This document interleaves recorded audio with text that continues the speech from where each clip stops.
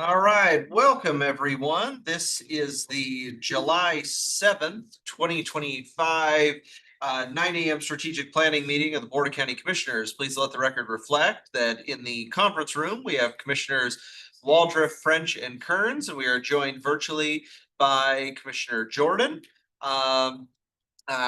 Commissioner Cuny is out today, and so we are going to lead off today's meeting with presentation from Deb Geiger and transfer station operations update. So take it away. Morning, commissioners. I have some good news and bad news for you today.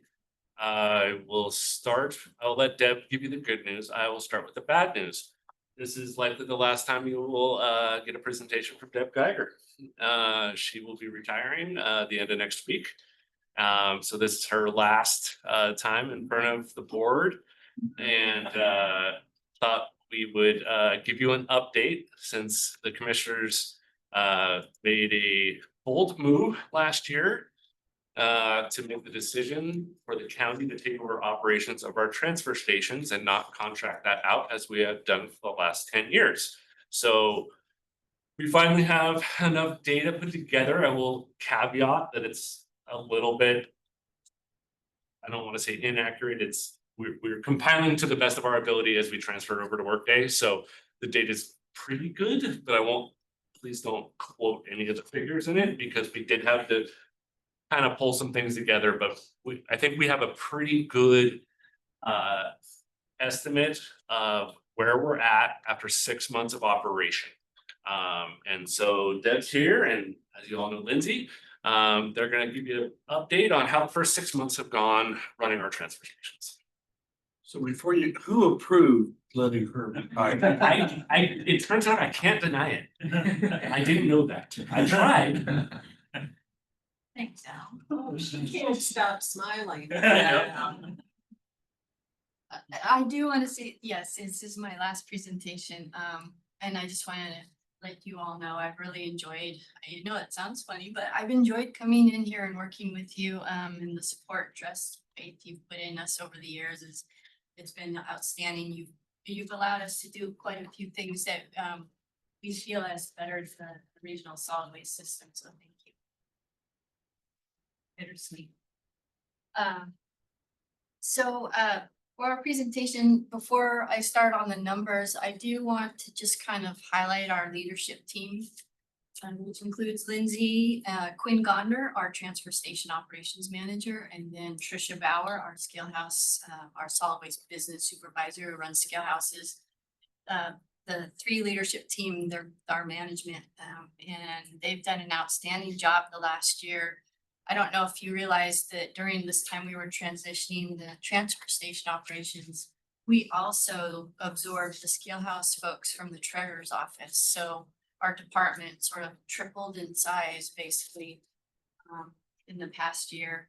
And with the scale house group, Trisha's done an amazing job at bringing in more secure transactions and keeping our money safe, customer service. She's been able to have them absorb all of our customer phone calls. So I do want to highlight the scale house because they've done an amazing job in the past year too. But now I'm just going to talk about the core operations, our transfer station operations, and garbage.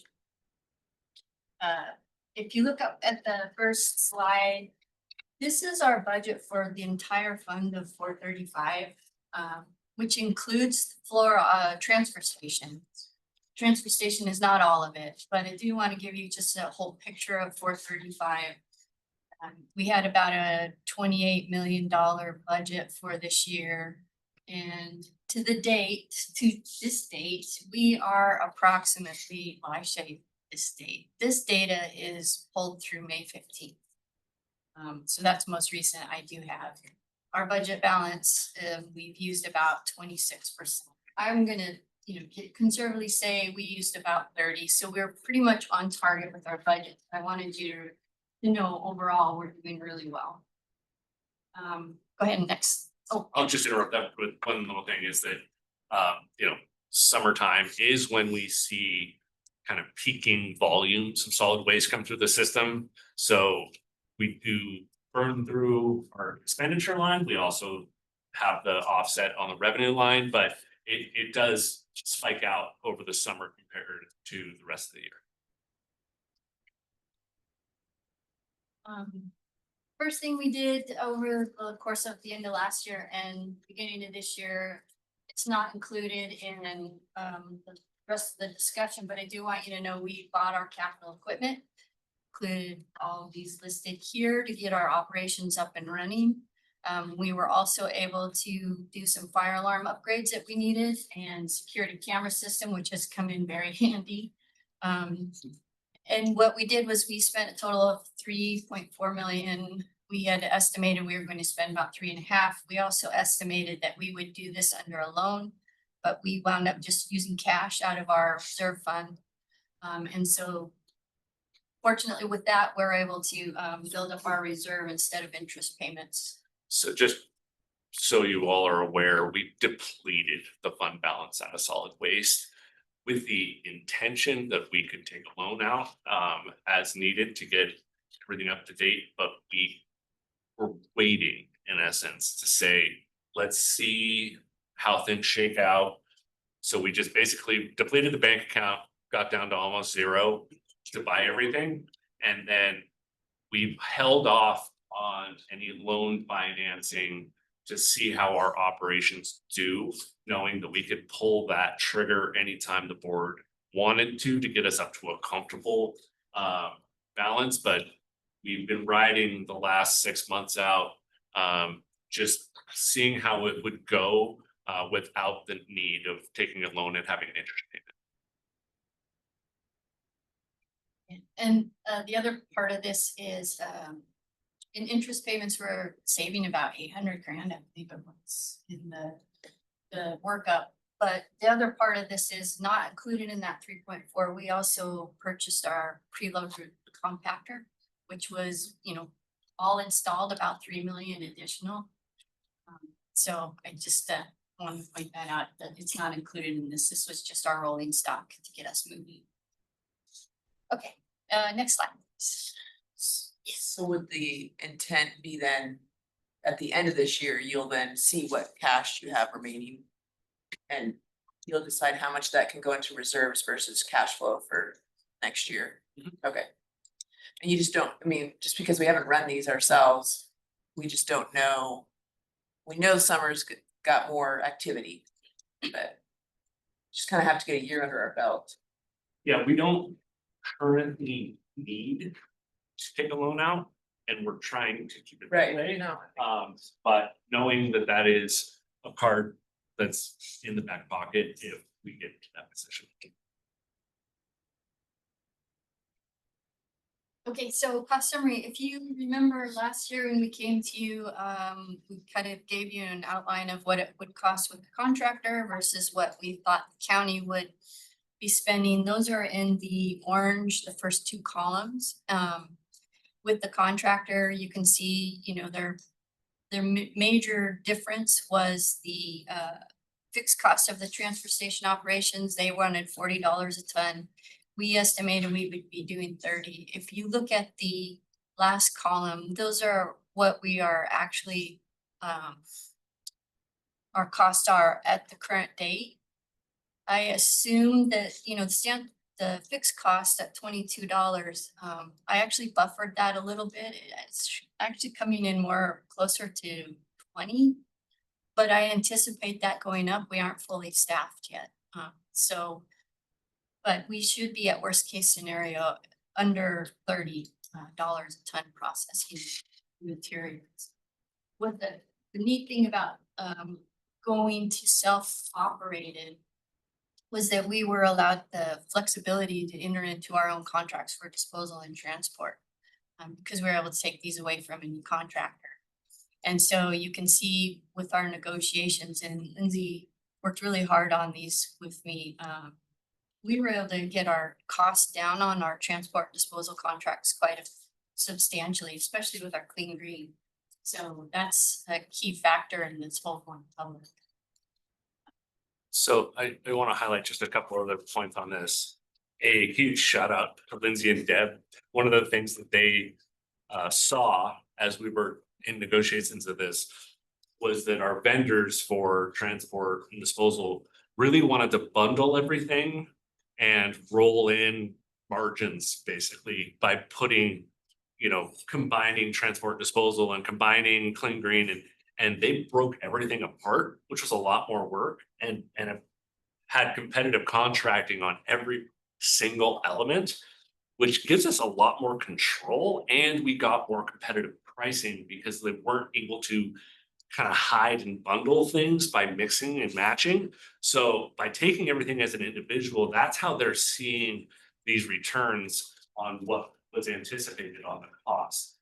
So really showed some great wisdom and identified that there were savings by discrete, we have to manage more, but by discrete contracts, we're doing even better than we had anticipated. And then on the operations side, I'll just let you know, we're probably been running around 85% staff roughly. And again, I want to just give kudos to the team. A lot of that has to do with them taking advantage of the probationary period. When we hire somebody that doesn't fit the culture that we're trying to establish out there, we're letting them go. So, I mean, we've been in front of the executive team backfilling and backfilling and backfilling because we're hiring and then, we'll keep one and we're letting the other person go. I mean, it's not the most beautiful thing in the world to do, but we are taking advantage of that probation and making sure we have the right fit of people working at our operations and not accepting somebody who had applied. So it's a lot more work on the management side, but it is the right thing to do. We are truly making sure we have a great team out there that all wants to participate for the greater good of the operation we're trying to do. Yeah, and then the next slide, I think I'll kind of highlight a little bit of that.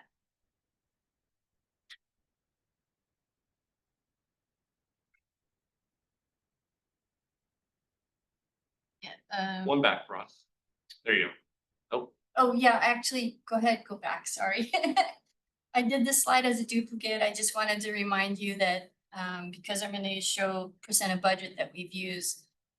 Fund 435, this is the entire budget. It doesn't include things that we're talking about today, but it includes, so much more. But I wanted to give you a piece of just a reminder that our budget was at 28 million for the entire fund. And then next slide, our annual costs. So the first two columns, again, I've got the contractor cost in there. And the reason I did that is that's not a savings to the county, but it's a savings to our ratepayers. So the contractor cost, when we input everything we're doing this year and using the costs that they had bid on, we had a total cost for our floor operations, our transport and disposal, just under 19 million. And when we budgeted for this under what we thought county costs would be, we came up about just under 16 million, 15 and a half. What we look like now, and this is county projected, so our, as Kyle said, these are soft numbers, but I did pad some of them quite a bit. And they're all based on tonnage, but if you look at, and that's where the red arrow is, our county projected, we're actually, about 700,000 less in operations, our estimate over the course of a year than what we thought we would be doing. And so that's a savings there in itself. But if you look, the biggest piece of this savings from what we would have done with the contractor, staffing obviously is huge with the county's projected fixed costs, but then our transport costs, those really impacted us because we have control over what we do with our loads. And so, I mean, there's potentially a $3 million difference between what we would have done with the contract.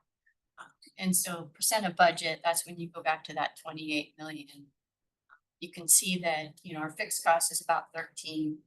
To go to the waste to energy, our waste there is about 20% of the entire budget, 14 to the landfill, and then 10% to And just, When we negotiated the original contract to separate and take over the system, one of the provisions that I remember we retained was the ability to use the waste energy site as a transfer station for the county. Are we doing that, or did we ever make that transition? Otherwise, folks in the West Plains have got to go clear to the valley or up north to, or go to the waste energy plant and pay the city rate. Yeah, the agreement was set up with the city, so the West Plains garbage does go to the waste energy facility, and then the city in turn. The north end of the city of Spokane, that garbage winds up coming to our transfer station. So it's sort of an exchange of. So you balance it out that way. Okay. Thank you. And you know, any resident can go to any of the sites Right. if they choose to. But just kind of bring it back to the high level, when we briefed you last year about the potential savings to our ratepayers, we were optimistic that we could potentially save our ratepayers $20 million over 10 years, which is why we recommended and the board took the action to take over operations. It is now looking like that could be upwards of 30. We don't know how the next 10 years are going to go, but we might be talking about a $30 million savings, not a $20 million savings. So if the city is ultimately forced to close the waste energy plant, how will we end up handling the waste from the West Plains then? Because there won't be any offsets then. Well, we don't know what the city is going to do. One could speculate that they will use the waste energy facility as a transfer station and just take it and then take it to a landfill instead of incinerating. But we don't know, to be honest with you. No, we don't know. Our facility up at the valley could absorb quite a bit of tonnage. So, you know, we aren't worried about capacity. We could take almost 2x in the valley, maybe with some upgrades. Up north, we can't, but for the valley, we could. Which frankly, with I-90 it's not a particularly long haul to go right up our Sullivan site. Next slide, please, Ron. Just give you some bonus features. We also have additional things that we can do since we are in operations. We get the revenue from metal recycling. And so metal revenue to the middle of May had been about 80 grand that we had received. We also get revenue from other commodities such as batteries.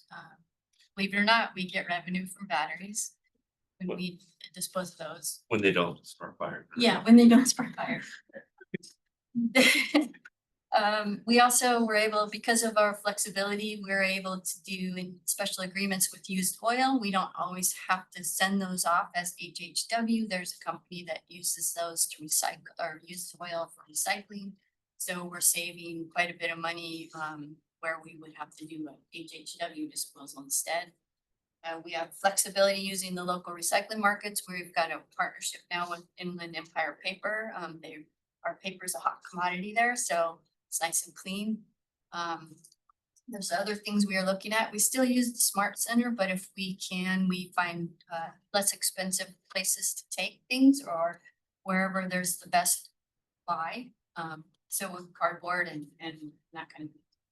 There's also a lot of customer service enhancements that we've had. We've gone to 7:30 to 5 p.m. hours year round. Our folks are very engaged. Got quite a battery program going, so we're trying to get all those batteries off our floors.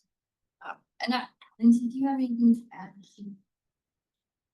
One other thing that comes to mind, and this is from our scale house staff, so before they came into solid waste, any calls on the weekends were just left on voicemail. And now because of our scale house taking those calls, we can answer calls on the weekends, which is our highest self-haul customer count days. So they're fielding a lot of those calls and we get a lot less angry voicemails that we have to answer. So that's one really great thing. Just two quick things I want to highlight here, in case just for everybody's awareness. HHW, the acronym, that's household hazardous waste. So those are kind of special items. And you will be hearing more from us right now, not today's briefing, but the team is doing an analysis. We use a third party vendor to take care of our household hazardous waste, and they only operate on the weekends. We are exploring taking that in-house and potentially expanding the days where we're allowed to take that, which is potentially not only a savings, but a great thing for our community, because we are always scared if we don't take something, it's gonna end up where it shouldn't be. So that's something the team is exploring right now. And one of the reasons, just for anybody listening, that we're able to do so much better on the commodities, the recycling commodities, is because at our transfer stations, everything is sorted. Everybody has to it's not your blue bin in front of your house. Mixed recycling is very difficult and costly to deal with. When it's sorted, now we have a clean container of metal, we have a clean container of cardboard. Those things have market value that doesn't require an intermediary like a smart center to then separate everything, sort it, deal with the waste. So we have opportunities there because of the layout and the style that we do recycling at our transfer stations. And so, I mean, to date, we're operating, we're moving garbage, we've met our goal to that point, but there's so much more to come on efficiencies, and all the programs and customer service. I mean, there's so much more to do where we can improve on this. So, it's not done. But we're in good hands with the leadership team, Lindsay, Quinn, and Trisha. Excellent team. They do a great job. I do want to, you could go to the next slide, Ron. Can I Yes. just ask a question about, so you said that you're not fully staffed. What are the areas that are the most difficult to staff? I don't know that there's really a difficult area. It's more of, as Kyle had mentioned, we've been using our probationary period.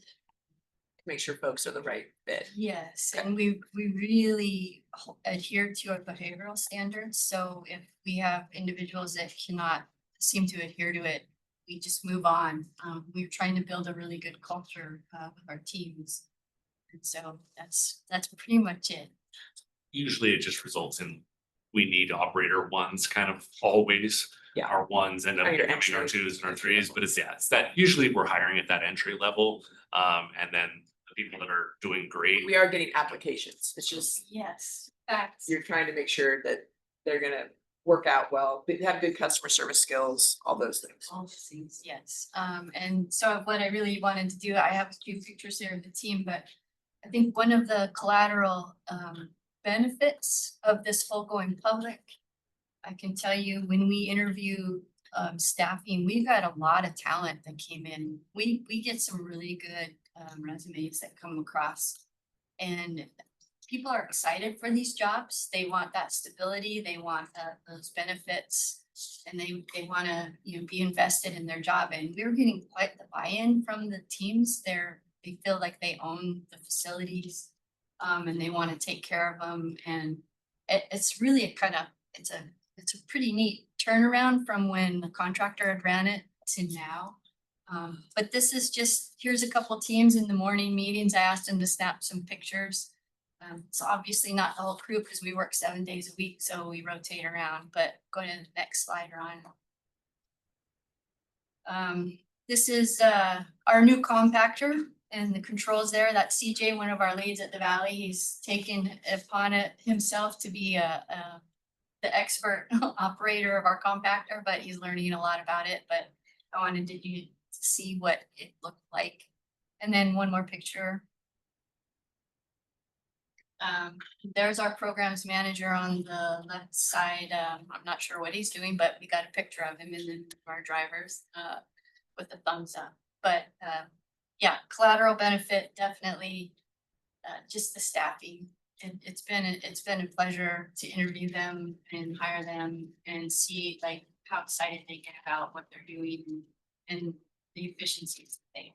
So, Lindsay, do you have anything to add? One of the things that's been really fun to watch is the culture being built, and there's this almost competitive nature about how efficient we can be. So when we did our disposal in transport contracts, it was based on a certain container weight, which means how much garbage can fit in a container. And they have exceeded what we thought would be possible.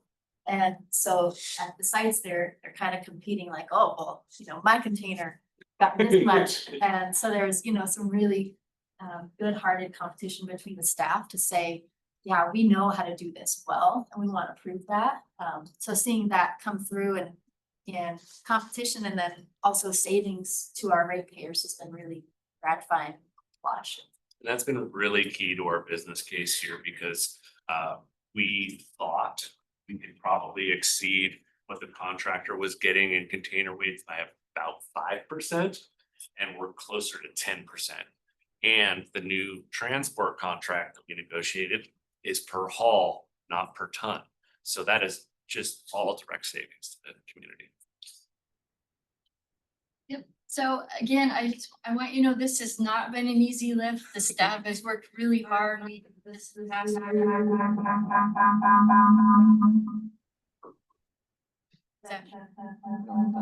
Someone's. Laptops. And if you didn't hear that, then I'm gonna up your medication. You're on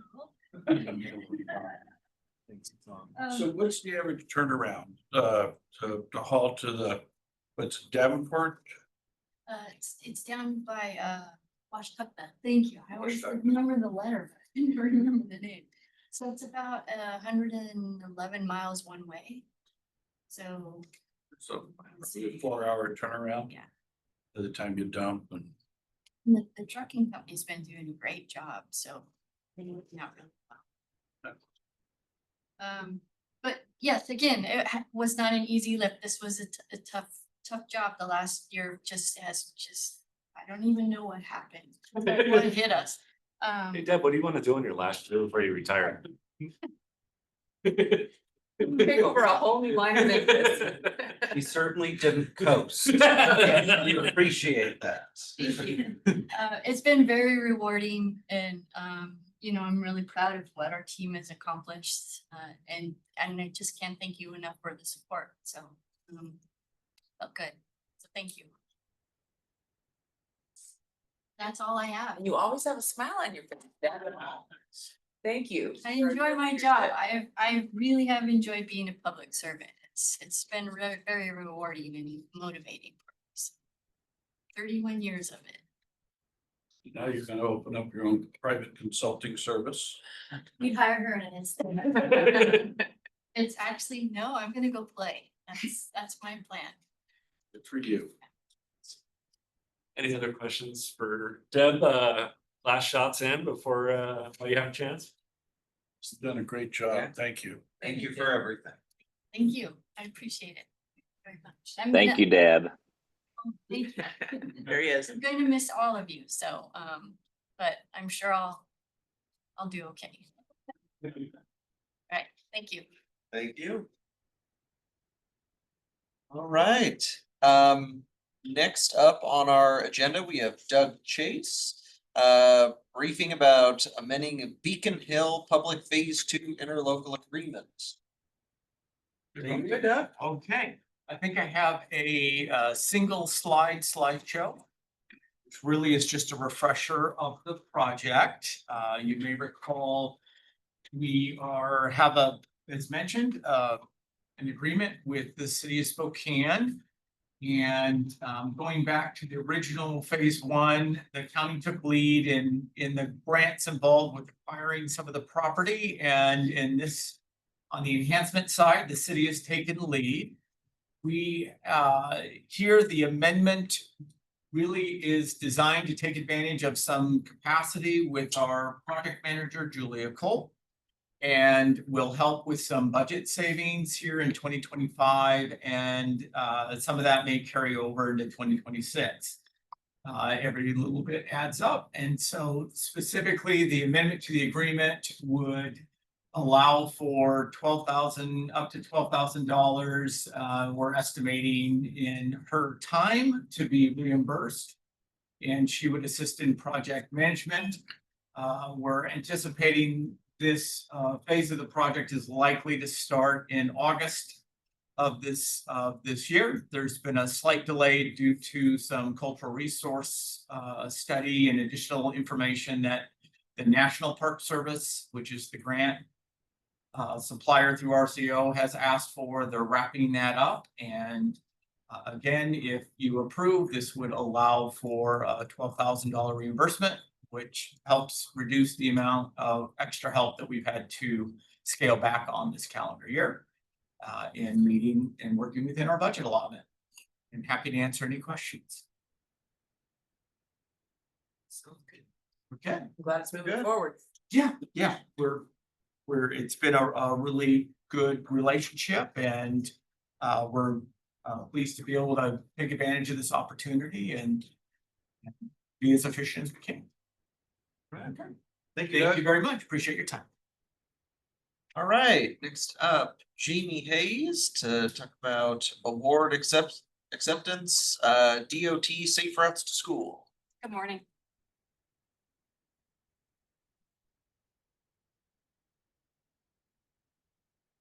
And once again, I'm Jamie Hayes. I'm the Senior Project Manager for the Public Works Department here at Spokane County. And I want to let you know about an award we just received through WashDOT. It's through the Safe Routes to School and Pedestrian Bike Program.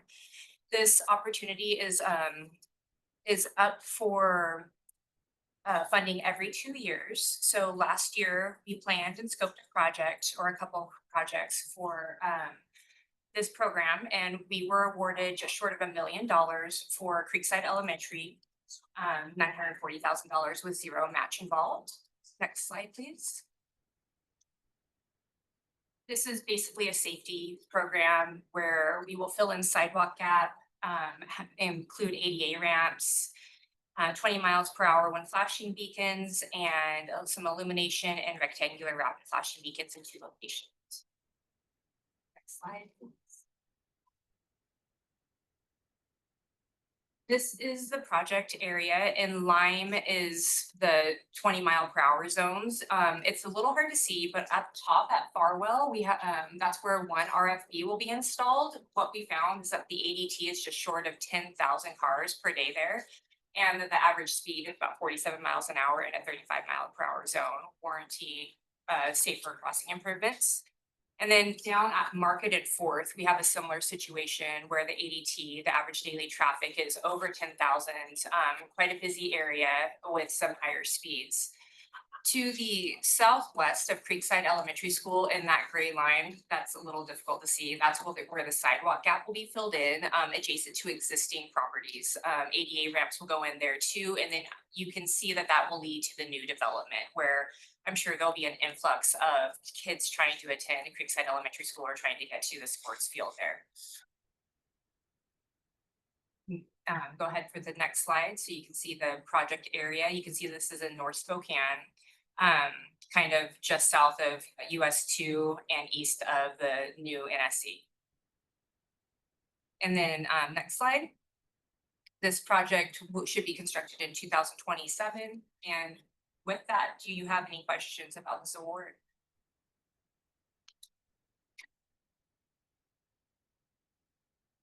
Really like the no match. Yeah. Yeah. It's great. It's perfect. Those are good.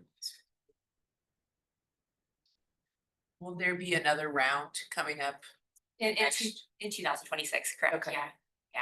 Yeah, I had a call with the city, one of your engineers and the city and Councilman Cathcart, because there's some potential opportunities up in the Arlington Elementary area between the kind of where the city and county Yeah. meet and so there was a brief discussion about maybe in 26.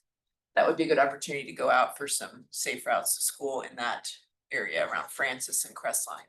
Absolutely. We're scoping it now and planning out the project for potentially to apply. Excellent. And these are great projects. We haven't been awarded very many of them in the past, and we seem to be getting them rolling in now. So pretty excited about that. Noted, and I'll make sure that's on the project list. Yes. You bet. I think we've probably worked on that for many, many years and I maybe through other sources, and this seems like a source that would be likely, especially Yes. since you see them coming in more frequently. yeah, fingers crossed they keep rolling in. So Yeah. all right. All right. Thank you very much. Have a great Thank day. you. Okay, next up is Tori. All right. Tori, you got the next two agenda items on here, so take it away. Oh, yeah. Let's go all three of them.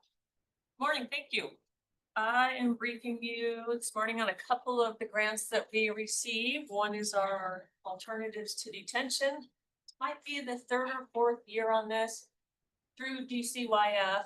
And what this funds is a bed for us at St. Margaret shelters for our kids that are at risk or are victims of child sex trafficking. So they can be housed there at St. Margaret's and get the wraparound services. We partner with Lutheran Community Services for their victim advocacy. Sometimes these youth can end up in detention because it's the safest place, but they're victims. And so that's what we receive this grant for, $50,000 a year. That covers the services, doesn't cover our staff or anything. It's just the services for the kids. Any questions on that one? The next one is our evidence-based expansion grant. It's money from the state through DCYF for our evidence-based programs. Obviously, a big push in Washington and juvenile justice. And our block grant that we receive, actually, that formula includes youth that participate in these programs. So it's our coordination of services for our low-risk kids. That also includes family, functional family therapy for the kids and the family.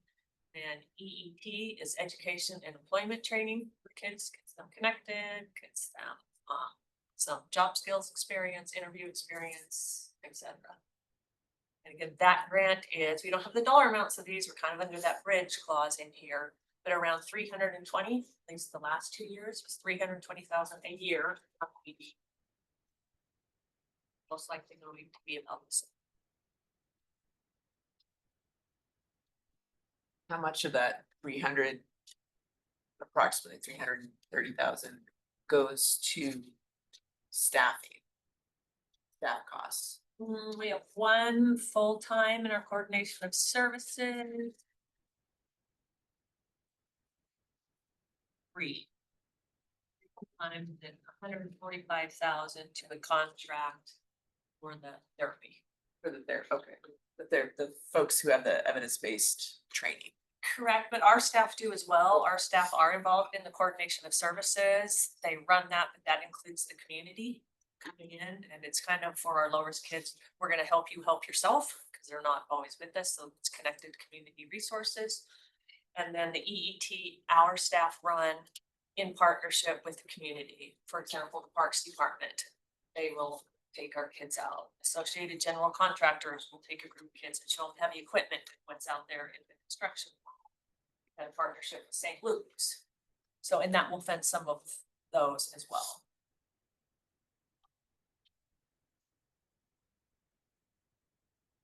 Anything else on those? No, doesn't look like. All right, well, I'm gonna turn it over to a business manager, Nicolene. Hi, so I'm here to brief you on the 3 single case agreements that we've got with CHWP, Molina, and with WellPoint. This is a part of the HCA Reentry Initiative grant that we're participating in, for getting juvenile ramped up to be able to do these reentry services. And so we are in the process of getting contracts with all of these managed care organizations put into place. But in order to do billing, now that we have officially gone live with HCA, we need to have these single case agreements signed so that we can have our business manager or nurse manager start to do billing for the services that juvenile is offering and bill the managed care organizations. So that's kind of what these are. Any questions on those? Okay, great.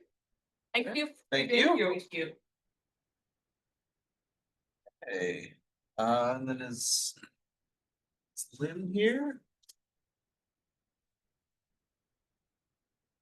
Be ahead. Only about 10 minutes. It's about 10 minutes ahead, but I don't. Gina stepped out, so she may be going out to bring Lynn in. Any miscellaneous items while we wait for our next presenter?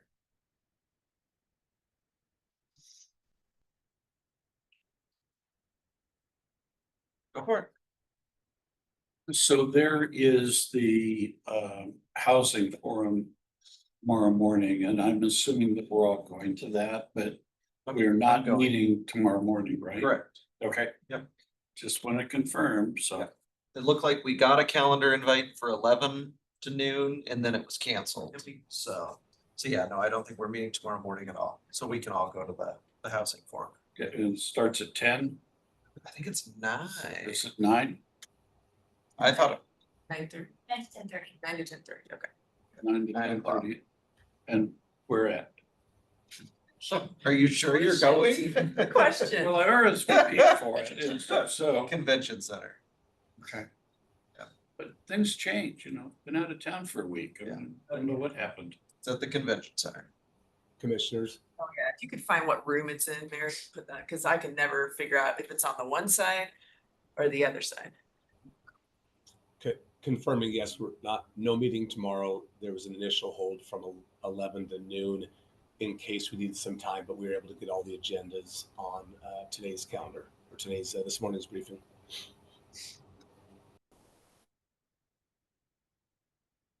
All right, thank you, Scott.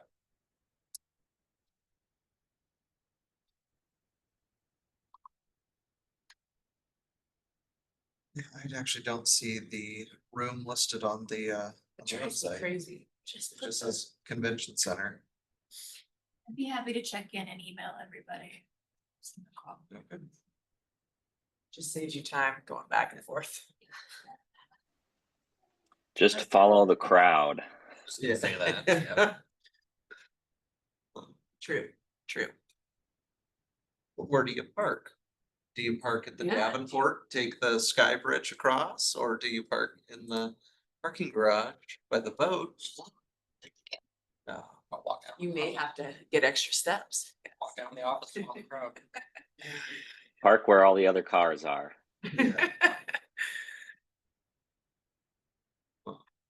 Well, is there any media or Yeah, anything else going on? donations, Martha Lou? Gina? Are we like waiting on Lynn? Nicolay, she Oh, no, she already presented. oh, she did. So yeah, we're waiting on Lynn Lynn. from AltQ. Okay, can we pick Justin while we're reading them? Sure, but take it away, Martha Lou. Okay, well, it kind of took me by surprise. All right, so we had the usual news releases go out last week, about the 4th of July closures, weekly road construction and maintenance update. We also had a news release for burn restrictions in county parks. And then the Liberty Lake ORV Park is closed right now because of increased fire risk.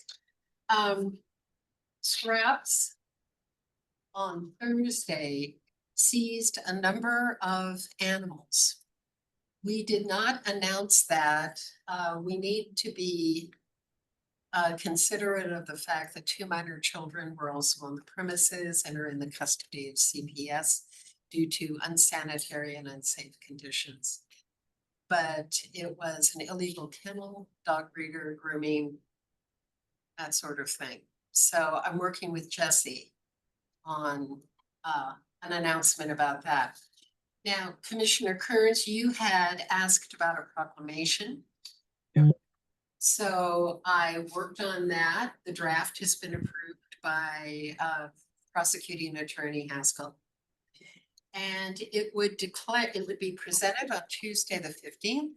It would proclaim July 17th as Lawrence H. Haskell Appreciation Day, which is the day before he retires.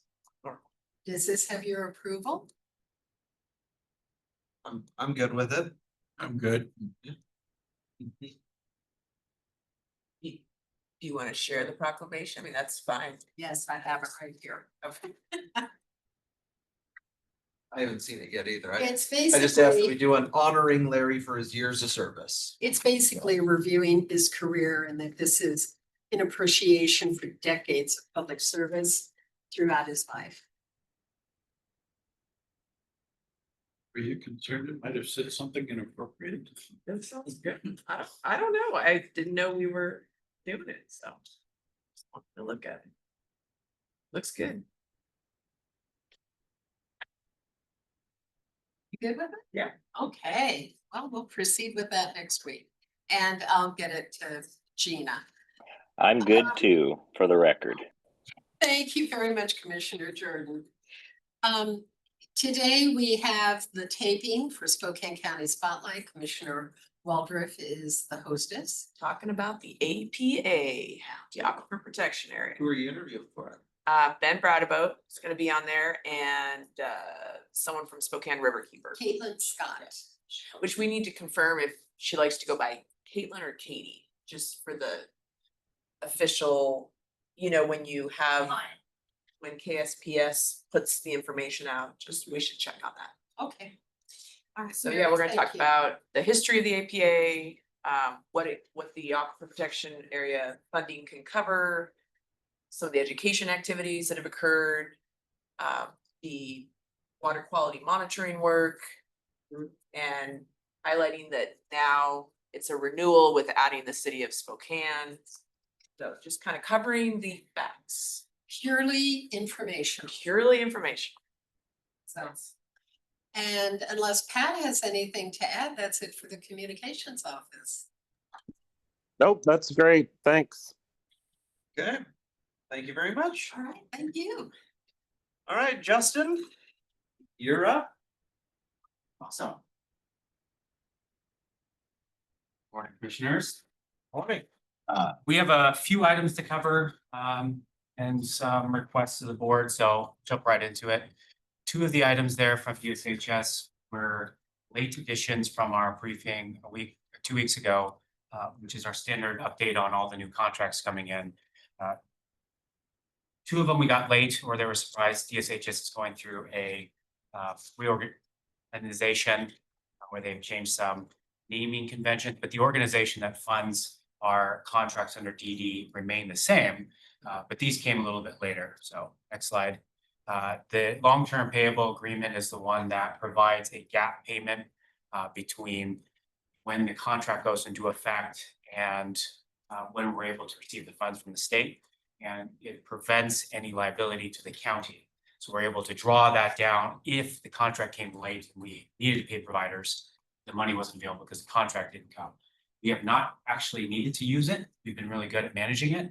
The state always provides it as a protection. So that's coming back forward again. We've never used it and they always have to be repaid back to the state. It's one of those funds we have to hold and then repay because it's just a liability in case of a contract changeover. So that will be coming to you to sign as part of the full package of the contract with DSHS. Next slide. And then the school to work contract. This one is, we didn't expect this came last minute. It's a bridge between school years. So they seem to do this every year where the contract ends. They don't take into account the school year not ending at a period. So this is the carryover to complete the end of the 2025 school year and then to move forward for the 2026 school year. This is the supports for individuals with developmental disabilities or intellectual disabilities that support is provided in school. This just makes sure that they continue that coverage as they transition from school into the community. So it's really just a bridge. Again, we thought they would just expand the contract to allow for it. No, they're just gonna throw another bridge contract in. So that's what this came in last minute, but it's just a continuation of that service. So you'll be seeing that as well. DVR stands for what again? Division of Vocational Rehabilitation. Thank you. So again, it's all included under DSHS with all of their new names. And now the new one is DCCRB or something like that. Stands for something. Yes, but good news is it's all under DSHS, so that's all we care about. Okay. All right, next slide. This is a request. Oh, we not have the slide for the. neonatal. We get that updated one. You go to the next slide, let's see. Next slide. No, we don't have it. So there's an actual request in here. I don't know if we got the updated slide, so I'm gonna just put this forward. As you guys know, that Maddie's Place in the state contract did not receive all the funding necessary to continue operating at their levels. There was a reduction of the funding, although Senator Michelli was able to get additional funding, and we were very thankful to the legislature for being able to fund an additional 2 million. It's still not enough to cover the existing services needed. Now, we were tracking this early in January. As the board may or may not be aware, we fund 20% of that ongoing service. The board approved this, so we actually fund operations on an ongoing basis, in addition to the one-time funding that you provided with opioid dollars. So that was to expand out housing, which they were able to purchase the land, and they're beginning the process of building. But in addition to that, we also spend millage dollars to support operations. We've always done that, and that's made sure that they've been able to maintain funding. Because now we are aware that the state reduced funding, we're putting an ask to the board to be able to put a little bit more money in the next year to offset some of the loss of funding, so that the existing babies that are there have a transition, so they don't have to have a loss of service or coverage. That would increase the existing amount of 594 to about 740,000. So it's an additional $160,000. This would just be for the next year. We would reevaluate. If at any point during that time, the state actually finally kicks in the Medicaid dollars, which is what we're hoping in the next year to a year and a half, you have a new Medicaid director. Well, it's not a lack of coverage, it's the ability for the state to put those into rules. Regardless of the issues at the federal level, money is there and can be provided. We're hoping they'll do that next year. So this is a bridge to allow for that funding. If Medicaid does cover it, we'll reevaluate all funding to ensure that whatever money we're putting towards that only goes towards non-covered services. So we're not supplanting existing. We've been waiting for this. Again, we're asking for an increase in millage dollars to be able to cover it. There's enough money in our millage to be able to cover that. As a reminder to the board, millage dollars are those funds specifically tied to developmental disabilities and mental health. And the RCW for that is 7120-110. It allows for the funds to be utilized based on the determination of need. So the funding shift, we've always kept it at about a 60-40, 60% goes to developmental disabilities, and anything that's not spent is set and reserved for disabilities. So there is no liability to the county, and we continue providing the necessary services.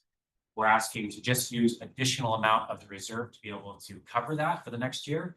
Should not impact any services at all. We don't expect. There's sufficient enough reserves to protect that and continue DD.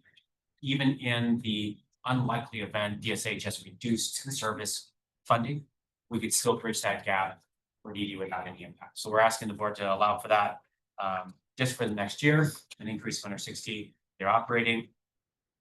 As you guys may also be aware, the city also wants to give us some money to Maddie's Place in a one-time funding. They're doing that because we already have the contract and the administrative capacity. So they'll be passing the dollars to us. The board was briefed on this 2 weeks ago. They have a delay in that funding. Apparently, council had some disagreements on the use of other opioid dollars. So they delayed the entire package until July 14th. So we'll probably not see the ILA from the city to pass those funds until probably the end of July, maybe early August. It's kind of a soccer ball getting kicked down the field. So we're just tracking it. Again, the city's giving it to us to continue the work that we're doing. So this will be an addition. So that will all come before, well, this will come before the board sooner. Then you'll see the city's ILA come before you sometime in the end of July. The goal here really is to bridge this next year to ensure the service is there until the state puts their funding. Any questions? Commissioner Jordan? Justin, is there any new information on the Medicaid implementation piece from HCA, or do we continue to wait on that? On The neonatal abstinence syndrome, or like? Yeah, on when and how the state may be providing for that ongoing funding. It was our understanding that it is already at the federal level allowed, which is another state is already using it. One of the other managed place facilities in Ohio is already funding the majority of their facility with Medicaid dollars. It's the issue of the state of Washington including it into the overall plan. That's the issue, and there was some concern by the Medicaid director that the service being provided needed to be determined whether or not the need existed in Spokane. Since Maddie's Place has been providing this and we have provided additional funds to expand the service, the increase in neonatal abstinence syndrome awareness has gone up. So there is what? I don't know the percentage, I can't remember off the top of my head, but overall nationally, we rank one of the highest with neonatal abstinence syndrome impact. Now, I think it has something to do with the fact that we are taking babies from all of Eastern Washington and Idaho. So the need exists across this area. And also because we're the only facility in entirety of Western United States. So when you only have one facility and you acknowledge the need, sometimes it's not that we have a higher instance of it, but we're the only ones actually providing that treatment service. So we actually have numbers. So in that regard, I think the state is recognizing the need exists, but they're waiting on the new HCA director to come in and kind of set the tone of where they want to go with this. Again, they have a lot of decisions to make to include this. As you are aware, they're going to be seeing some cuts in the near future. So they aren't saying where can the funds be shifted to address that need. Regardless, the federal government has told the state it is a covered service. Congresswoman, I think Morris Rogers ensured that was included in the full package when she was in the House. So based on that, I don't see any issue at the federal level preventing the service being covered. Is there any indication from HCA when the state decision might be made? I just feel like we've been talking about this for a long time and no decisions seem to be forthcoming, which is a little frustrating.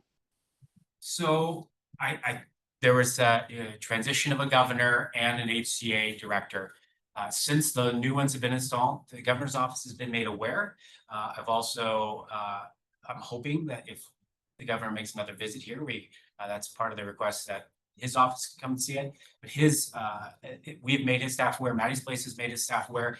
They recognize the need in this. Mark Spichelli in his office, as well as a couple of representatives from our area, have made this awareness to HCA. They just, because the last director was coming out, they didn't want to address this until the new director came in. So I believe in the next 1.5 to 2 years, we will get an answer. I don't know to what effect. And even the MCOs aren't fighting it, which is unique. They would actually like to see some clarity on the coverage of the service. So as we look forward, it will be a part of our big ask to the HCA.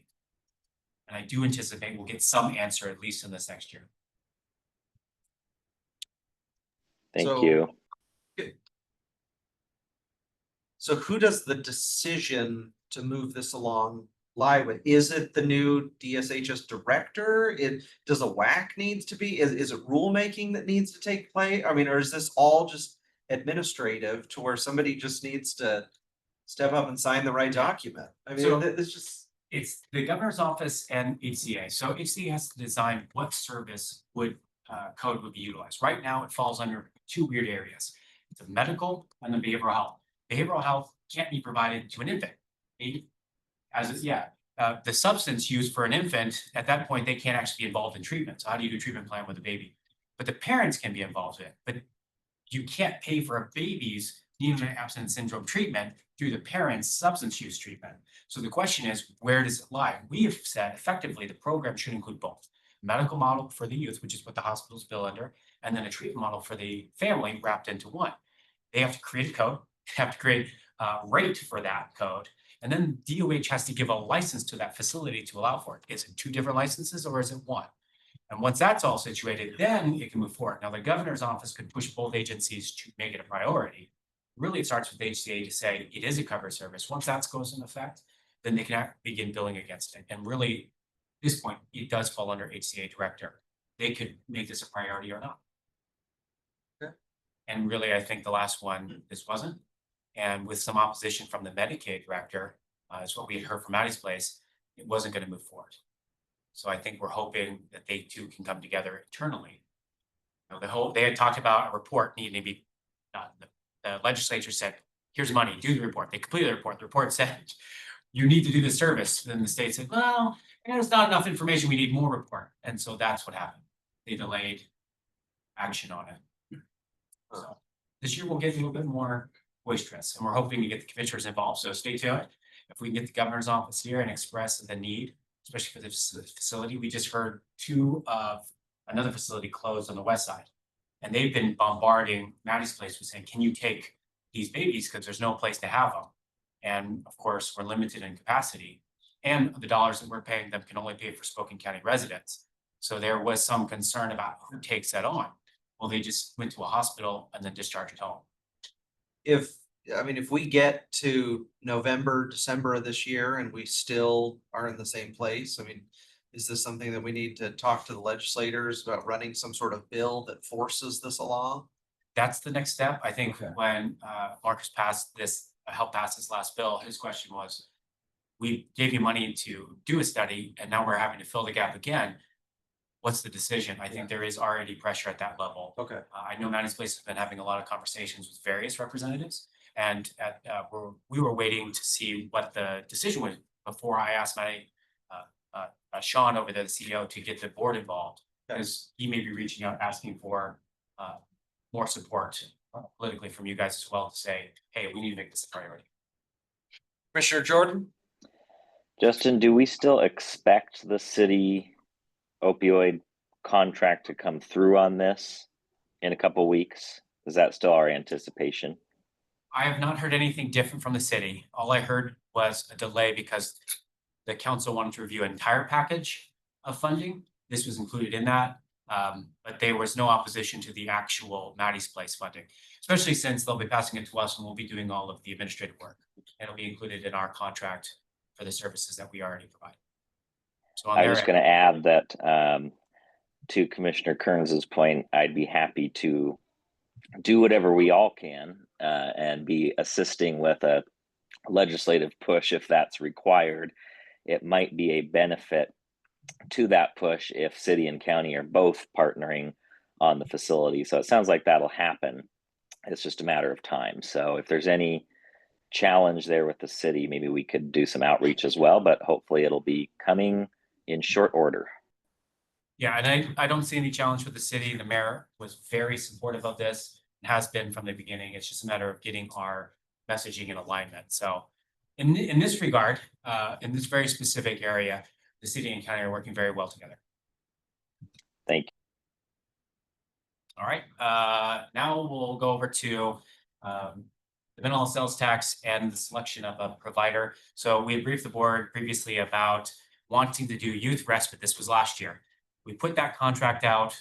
That's one of the services that we used to provide, but then we stopped in 2019 with the switch over to, 2016 with the switch over to Medicaid. When that happened, the state said they would take it on. No one did it. And then there was a loss respite, except for some amount being paid for out of Providence to one of the facilities here. But that grant dried out too. And so that's why we put it forward to the board. When we put that out, we selected a provider. Provider then announced to us that there is no more money on respite. So the county's small amount would not support the ongoing funds. They were heartbroken on this, especially since we've worked very hard with them to develop it. They just did not see feasibility or viability with the program with the existing need and the small amount we were able to provide. So that ended up ending. So we came back with the board and said, we don't want to have these funds just laid to the side. We want to actually do something to support youth. And one of the key areas that the board has expressed is youth and continuing youth education so that they can obtain their high school diploma and then move on into the workforce.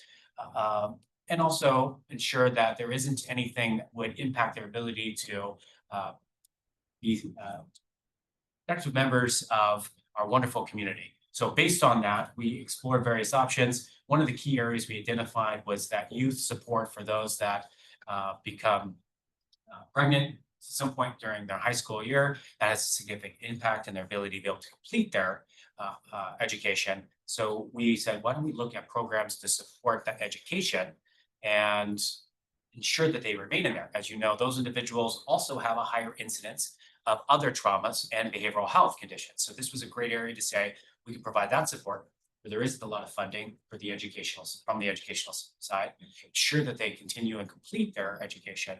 And that's where this RFP went out to select a provider. So I'll turn it over to Ashley to give an update on that. Thank you, Justin. Next slide, please.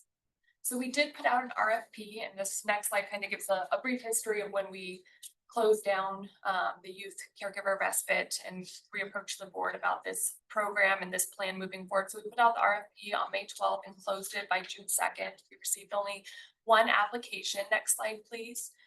And we compiled a selection committee, which is comprised of the individuals listed in the middle of the screen there. So a psychiatrist from the Sacred Heart's BEST program, Sean Cross, CEO of Maddie's Place, Jeanette Haynes, who's our Youth Behavioral Health Navigator Program Coordinator, a licensed clinician who does care coordination as well as a child mental health specialist, and Kim Taylor with our Behavioral Health Advisory Board.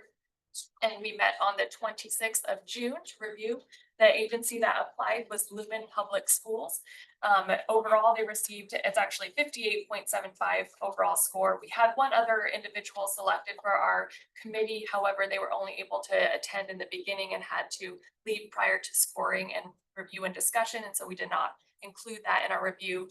So that bumps that percentage up a little bit. On our RFP scoring, the agency either receives a 0 for not meeting, a 5 for meeting, or a 10 for exceeding expectations, meaning that out of the individuals that scored, the total score that they could have received if they received 10s in all categories was 400. They received a 235. So if they received 5 in all categories, it would have been a 200. So in some categories, they exceeded expectations. Overall, we found that they had a lot of strengths and experience and readiness to take on a program such as this, that they already have a lot of connections to services and agencies in the community are doing similar work that could be expanded even further on the behavioral health front, and have a strong history of advocacy for the target population and a commitment to culturally responsive care through the way of which that is provided. And so we are requesting the ability to move forward with exploring contracting with this facility or with this agency. Expected that would start in fall 2025, and looking around the $180,000 funding. Which, Can I ask you to walk through the scoring again? I mean, just when I see overall score 56%, that doesn't look good. It doesn't, no, and absolutely. And part of that is, like I said, the scoring is there was 8 different sections they could be scored in, and they either had to mark a 0, a 5, or a 10. And so 5 was meets expectations, 10 was exceeded, and a 0 would be to not meet expectations. And so if they received 5 in every category, that would be 200, a score of 200. And the score that they received was 235. Okay. If they received 10s in all categories, that would be 400. And that's where the 235 out of 400 leaves us with 58.75%. And that's where the score doesn't necessarily help identify what was actually scored during that scoring committee. Yeah. The overall percentage doesn't identify, it's more they meant average. And part of the scoring and why we did it this way was in the past when a group score was utilized, having various iterations of points in between didn't really allow for us to be able to identify what the total group thought. In this instance, it was identified our project was very specific in areas, and Lumen School wanted to address those, but they need some assistance in building out some of that program. This is not an area of expertise in a lot of ways for the behavioral health side. They do a lot of the social supports. So this would be new to them, which was identified in the selection and review. The group was looking at it from a lens of, do you do behavioral health? And in this area, they marked it lower, which if it's a 5 or 0, if they did 0, that's why you see the score shifted that way. It should not be taken into account as a failing score, 100% being a passing, but more of their readiness to be able to take on the project if we implement it today. Okay, thank you. We would plan to address all that through our contracting with them. And they are truly the best candidate for what we're looking at in this project. And really the only one that provides this level of care but they will have a lot of administrative support to ensure the program is built out. So we're not concerned about that. Okay. Excellent. And I have two last things I would just like to add that aren't on the agenda. One that I wanted to make the board aware, CGATA funds. Board approved the funding for the providers in our last meeting, but I do want to make note that the state always sends out a letter every year asking the county to confirm that they want to continue to receive the dollars. Now, the board did approve that, but I wanted to make note clearly because I also know we have some new members and this might be new to them. So just as a reminder, by the board approving those funds and the CGATA, you also approved us to continue having that responsibility. That just means that we, county, will designate how those funds are utilized and then put out. If you decline that option, then it goes back to the state. The state would then designate the funds on your behalf. So that's why the board usually says yes to this, and it's then under our team, the actual CGATA committee, which gives reports back to the board, advising how to use the funds. It's made up of the prosecutor, the judge of the mental health court, or therapeutic court, and then law enforcement, court coordinator, and then behavioral health team, and then a community member. So it's made up of a really diverse group of individuals, but they always advise the board makes final decision. So I wanted to make note of that. The board did approve it. If there's any concern or ask questions, but I realized I didn't pull that out separately last time. There's no questions. We've been doing this for the last 10 years. So status quo, essentially. We do anticipate possible reductions in funding next year, but right now it's status quo. So on the respite contract potentially, so you're recommending that we move forward with Lumen? Yeah, this wouldn't be respite, it would be the youth. Pregnant and parenting, youth and young adult wellness education support program. Yeah. A mouthful, of course. Okay, and so would they be providing services to any youth or just the youth enrolled in the Lumen High School program? To start, it would be just within the Lumen School. Okay. We would work with them to discuss, do they have any authority within SPS to be able to provide that or capacity? Right now, that amount pays for one person essentially to provide care. So they are the highest need as well. Right. But we would work with them to discuss how that would work. And this area would be relatively new to them as well. So a lot of program building. And then the last thing, just as an awareness, congratulations to our Community Services Department team for 2 national awards. We won NACO Achievement Award both on our STAT program and our our transitional behavioral health program with the homeless population. So I wanted to note that for the board. Really excited about that hard work by our team to get those. That makes 5 awards now or 4 with national. So Spokane County continues to lead in a lot of areas. So really excited when you guys go, whoever's going to NACO, chalk that up to Spokane County being a leader in the area. Sounds good. Awesome. Have a wonderful day. Thank you. You too. All right, Lynn Kimball from Aging and Long-Term Care of Eastern Washington. Great. Thanks for having me. Of course, thank you for joining us. Okay, so this is a little bit of an update. We're a little behind schedule this year because obviously winter and the beginning of this year was a little busy for a lot of different reasons. So we're coming around to give you our 2024 data and just a little bit about what we're working on right now. And just a reminder, we're your area agency on aging. And Spokane County Commissioner is a member of our interlocal agreement. So part of member along with the 5 counties we serve, the city of Spokane and city of Spokane Valley. And the goal of all of our programs and services is to keep people at home, keep them in the community. We serve older adults and people with disabilities. Next slide, please. And just a reminder, if you're ever working with someone who has questions about long-term care, about aging, how to stay in home, what kind of community services are available. Our helpline for Spokane County is that 960 number there. So we do everything from helping people apply for benefits, what's available, what makes sense in their situation, whether it's private pay. Maybe they have resources to, okay, they need to apply for Medicaid or other services to get support to stay at home. And we do still provide specialty support in both dementia care and housing assistance. Because we did find over time, older adults, that was just part of and parcel of what we needed to build out in order to support people to stay in the community. Next slide, please. Okay, and this is the list of services. So beyond access services, lots of different things we provide. And that's why we do that helpline number, is it really helping people to navigate what that whole person's needs are, rather than trying to navigate to each individual service.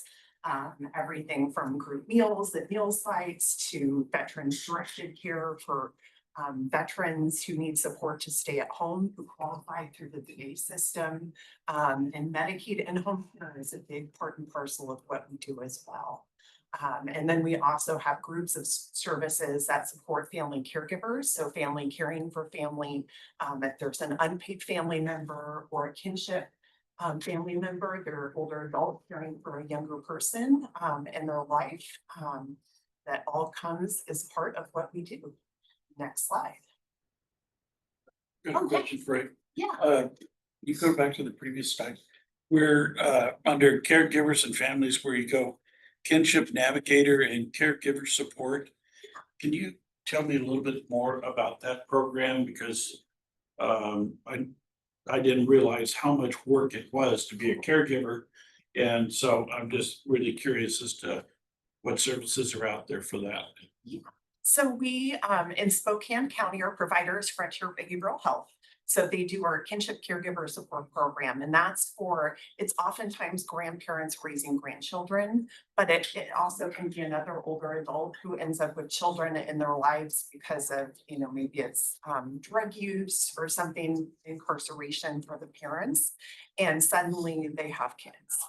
And it does everything from the navigators help them figure out everything from how do you navigate the school system, how do you like find resources to navigate the court system, and they also have a pot of money to help with flexible support. So maybe it's they need beds.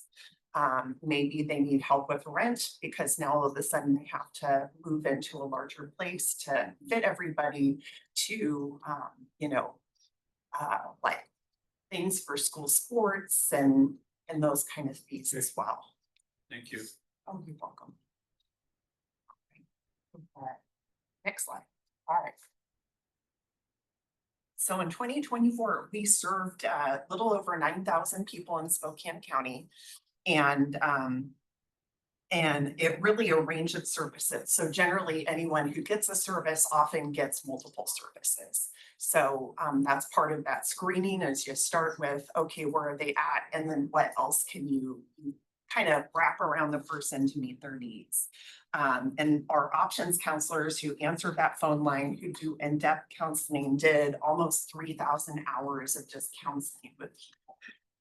And that included close to 500 hours just counseling on dementia care, because dementia care is just an increasing part of our community. And just as people are aging and aging longer, we're just seeing the rise in those rates of dementia in our community.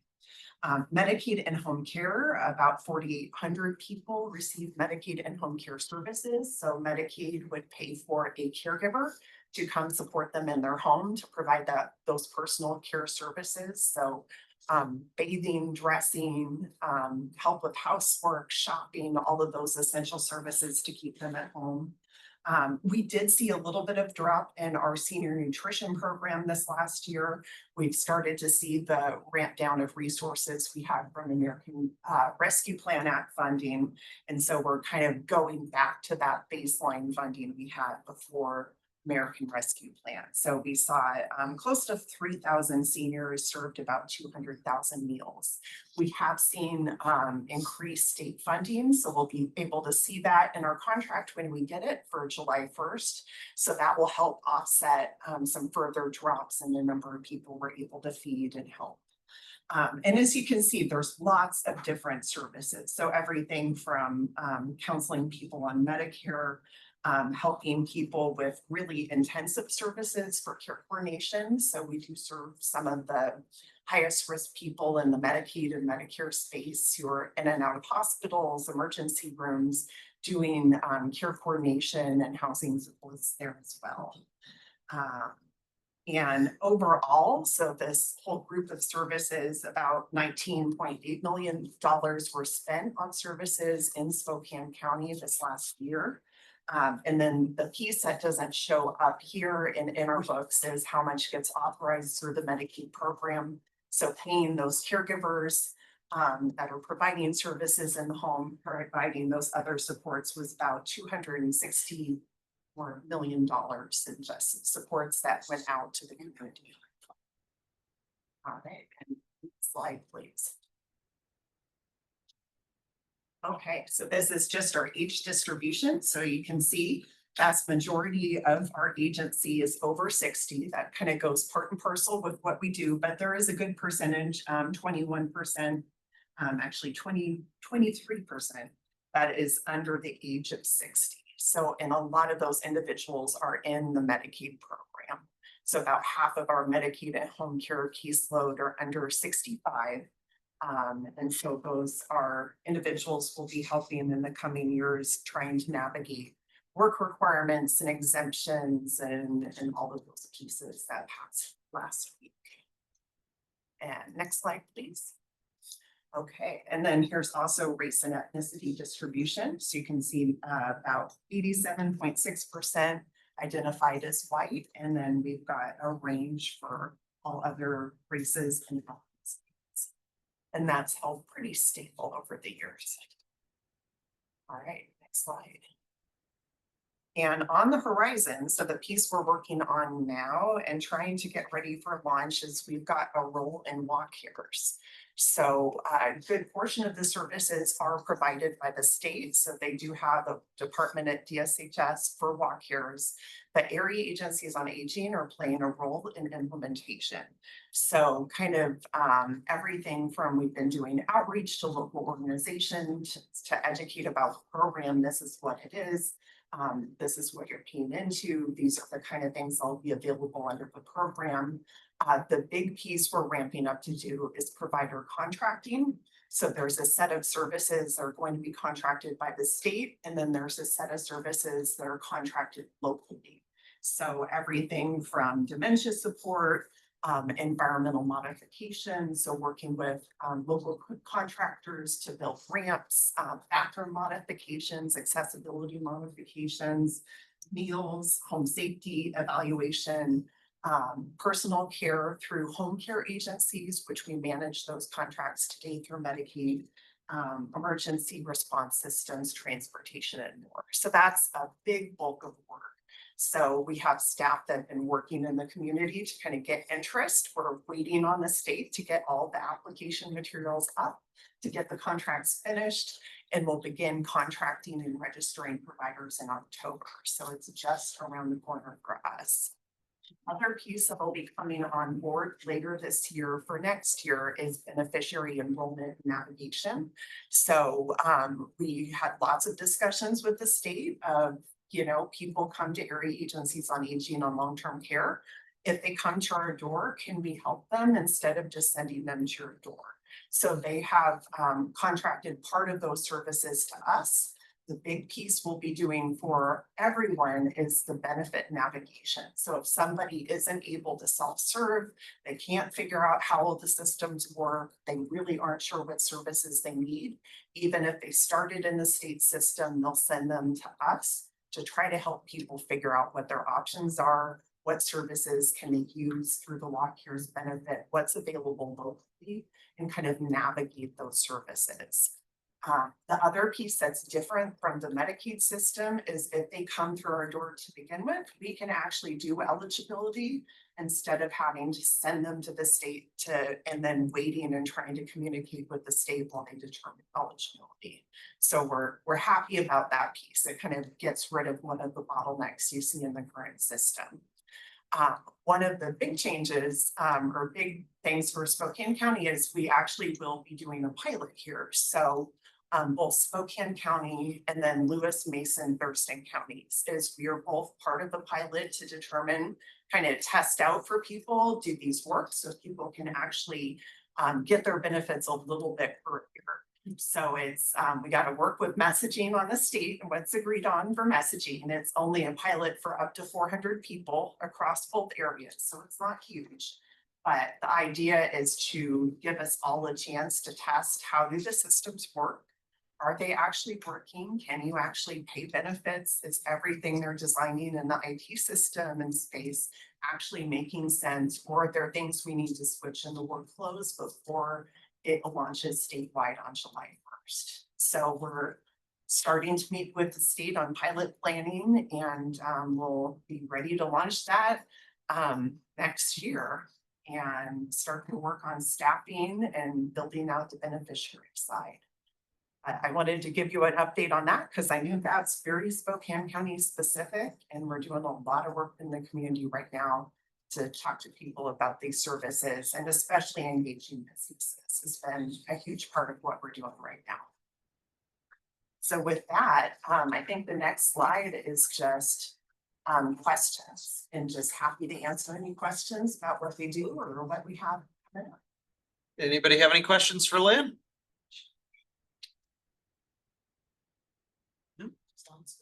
All right. Thank you very much. That's exciting. Yeah, I know. I was like, ooh, we get to do, they always come after us for pilots. That's what they do. Well, that must mean you're doing a good job, so. Yeah, Good job. always fun. All right, well, thank you so much. Thank you. All right, that brings us to Jim Maceo. Talk about some of the new legislation, changing the composition of the health board.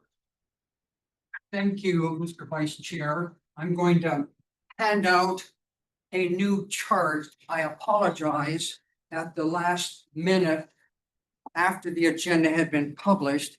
Another option was brought to my attention.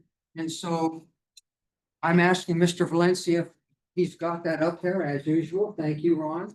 And I'll hand this out just so you have a hard copy to mark on board members. And then I've got, if I could, we can pass this around.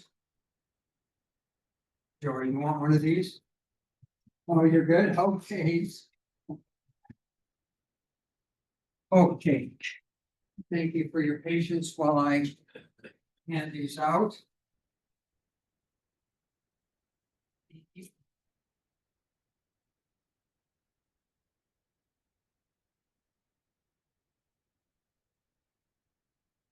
I'm trying to make this chart self-explanatory, and I think it's pretty easy. Firstly, let me start out by saying, as the board is aware, the 2024-25 legislature modified the composition of local regional health districts. And regardless of whether or not you're a department, you're a 3-county commissioner district, a 5-county commissioner district, or a home rule charter organization, your health district board has modified the composition of the board. And so the modification becomes effective on July 27th, 2025, which is about 2 weeks away. The change deals with a number of members from, if you will, tribes and organizations which have the ability to be on the health district board. At the chart I've given you at the top, I have 2 boxes. The first box indicates the present composition of members of tribes and organizations which must be on the regional health district board. The second chart shows the changes. The first chart, if you look at what I bolded, prior to the legislative change, there had to be one tribal member from a federally recognized Indian tribe or an organization registered in Washington, which serves the American Indian and Alaskan Native people. There was a lot of discussion about whether or not the present legislation provided for one or more than one representatives. Some counties said it would provide for more than one, others said one. In Spokane County, the Board of County Commissioners establishes the composition of the health board. And at that point in time, it was a position of the Board of County Commissioners legally under the present law that only one tribal or organizational member could be on the health board. The legislature modified that. And on the second box, which I've shown you on the right-hand side, the health board now will include as many members from each federally recognized tribe and as many members from each, if you will, organization that want to be on the health district board. So the legislature made it very clear that more than one will be allowed to be on the health district board, depending upon the number of federally recognized tribes or organizations that are in Spokane County.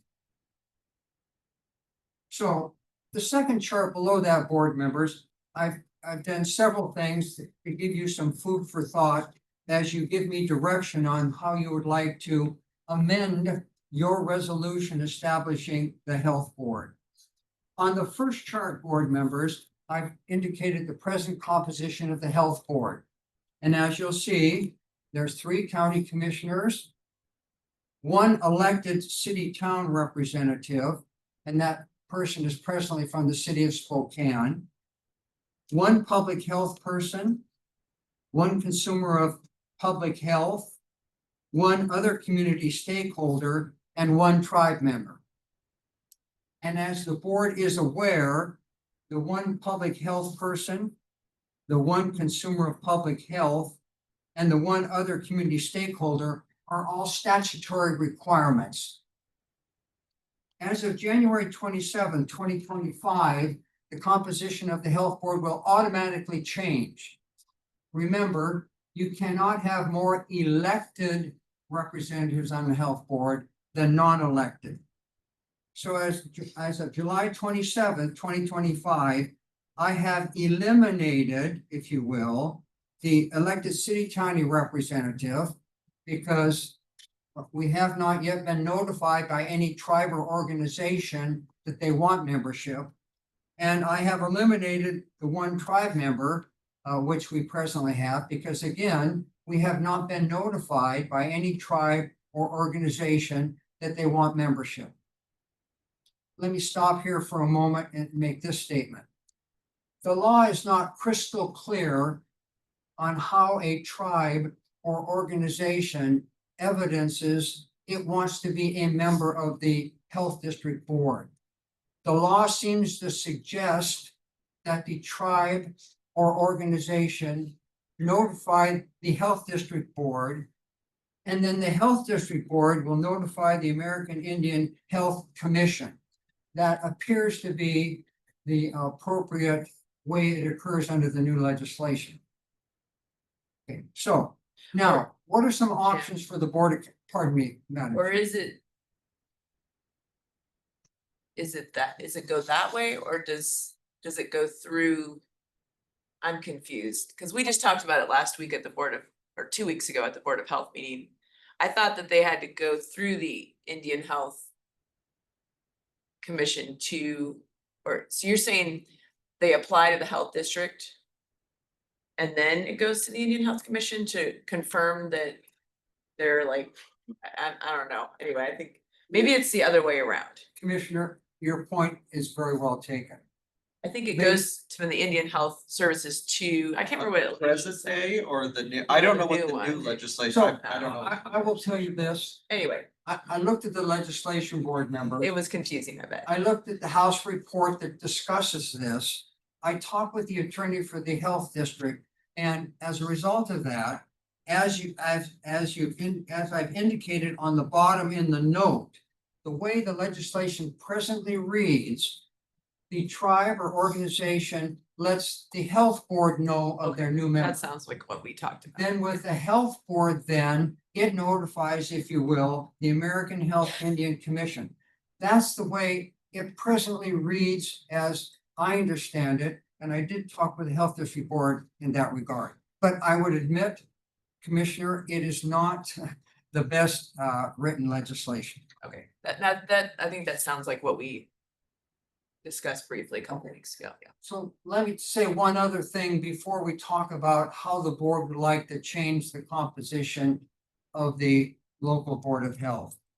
The law provides that when a tribe or organization advises the local health board that they want a membership, the health board has 60 days, up to 60 days to add them to the health district board. And why is that important? Because when do they start to vote? When, those things, okay.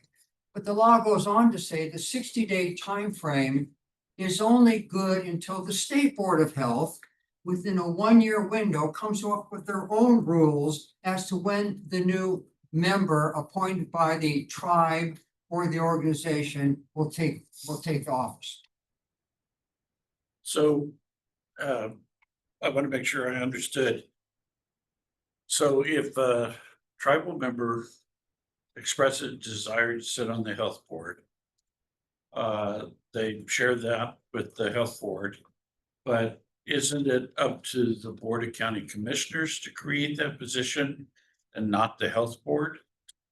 No, Commissioner French, the state legislation is self-executing in that respect. And it makes it very clear that I'm using the word tribe very generically and organization very generically, but the board knows once the tribe determines who they want on their membership, then they advise the Board of Health. It automatically, within a 60-day window, that individual becomes part of the local Board of Health. It's automatic. The Board of County Commissioners does not need to approve whomever that tribe or that organization appoints. It's automatic. Follow-up question then. So if the Board of County Commissioners determines that to maintain the appropriate balance or relationship on the health board, they want to add a new member to the health board, let's say a county commissioner, that's a decision of the Board of County Commissioners or the health board? That's a decision of the Board of County Commissioners. And what I've tried to do, Commissioner French, is in option 1, which we're going to discuss in a moment, and option 2, yes, and answer your question, the county commissioners will determine who that elected representative is, Commissioner French. And the legislation says for every tribal member, you then have to appoint a elected official member. Okay. Is the 60, when does the clock start on that? I believe this clock would start, Commissioner, when the tribe or organization gives notification to the health board that they want to member. That is, Then this group would then appoint the someone. next. Okay, Exactly. got it. Okay. So now, Commissioner French, your question is a good question, and Commissioner Kearns, I've talked with Commissioner Waldruff on one option, and the other option is one which Commissioner Cuny suggested I also put up for discussion this morning. And the reason I was working with Commissioner Waldruff is because, as we know, she's the chair of the Health District Board, and she's very familiar with the nuances of the board and the present composition. And Commissioner Cuny, when she saw option number 1, she suggested for the purposes of discussion that I put option 2 on there to get some input from the county commissioners. So now if you go to my chart again, at the bottom, let's look at column number 3. So here's what Commissioner Waldruff and are suggesting. Let's say a tribe or an organization gives a membership, the name of a new member to the Health District Board. At that point in time, the first new elected representative on the Health Board would be the city of Spokane. The reason we did that is because that's where we presently are board members. And we were thinking you want to get back to where you were. So let's say in 60 days, let's say the Kalispell tribe sends the name of their representative to the health board. As soon as they send that name, then the county commissioners would appoint another elected representative back on the health board. And so my chart number 1 says the first person that you'd appoint would be a city of Spokane representative, only because that's where we are right now. Let's say a second tribe or organization sends a note to the health board that they want a representative. The next thing we did was we added another county commissioner to the health board. So you'd appoint a 4th member, if you will, to the health board. Let's say another tribe, and Commissioner French, I'm getting to your issue in a minute, another tribe or representative. Different options. Another tribal organization says, here's our name. The next individual would be another county commissioners. So I assumed, board members, that since the Board of County Commissioners is the only public entity that provides financial resources to the Health District Board, that my way of thinking, and Commissioner Waldorf understood this, that you'd want to have as many board members on the Health District Board as possible. So again, you'd start by adding 1 city county representative to get us back to where we were. Then the next 2 we'd add when there's a tribal or organizational members would be the 2 county commissioners. Then we'd go to the cities and towns again if there was another tribe, and there'd be city county representatives. So that's the option that I came up with. I know at one time. Can I just Yeah. insert that? So I didn't think about this until I sat down and met with Jim about looking at these options. That as of July 27th, we'd have to remove the current, this is the proposal, remove the current city representative. Because we'd be out of compliance with the state law that says you can't have more electeds than non-electeds. And then Jim, so I didn't even think about that till Jim brought it forward and said, well, one option would be to remove the city representative, which currently is Councilman Cathcart, and then put him back on as soon as we have a tribal representative that has been sent to the health district. But it makes it a little awkward because we have a meeting on like July 31st, but I don't know what else. If there's other ideas, that's fine, but I didn't even think about that. Right. That we'd have to change it, and then because the state law comes into effect like in the next. All of a sudden, 3 it comes weeks. into Yeah. effect on a Sunday, I believe, Commissioner Waldorf. So anyway, that's just a little nuance. I just was gonna bring that up because currently he's the vice chair of the Board of Health. So when I was on the health board, one of the things that I was pushing is that at the time, the only organization that financially supported the health board locally was the county. And so I was pushing that, if we wanted to have it a county-wide board with the city of the Valley and Spokane, yada, yada, yada, that they ought to be kicking in some cash too. And there is an effort led by Mayor Freeman to try and put that together. And then at the last minute, it fell apart, and then state law changed, and here we are. But if we are going to go back to a model that says that we're going to have other jurisdictions part of the health board, I would go back to saying, yeah, you kick in some money and you buy a seat, kind of a deal. Because otherwise, we could end up, and this was the situation when I was on the health district, was that the Board of County Commissioners was outvoted in setting the budget that the Board of County Commissioners had to meet. And we're kind of going, wait a minute, this is backwards. Why do we have all of these other jurisdictions setting a budget for the health district and forcing the county to come up with the money to meet it? So that would be a concern that I would continue to have is, you know, if you're gonna sit at the table, you gotta have skin in the game kind of a deal. So Commissioner French, one other option with regard to putting 5 members on the board, which is option 1 that I proposed. I think one of the issues we've had in the past, Commissioner French, is board members, you go to a lot of meetings. And Commissioner French, at one time, you were on a state commission that met almost the same time as the health board. So you said, board members, I don't think it's appropriate to put me on the health board because I won't be able to make the meetings. And so as a result of that, I think there's an option 2 here. So option 2 is a little different than option 1.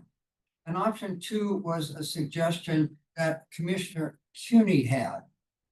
And Commissioner CUNY's suggestion for the board's dialogue was, as a tribe or organization gives it membership to the health board, you'd fill with elected officials in the following sequence. First would be a representative from the city of Spokane.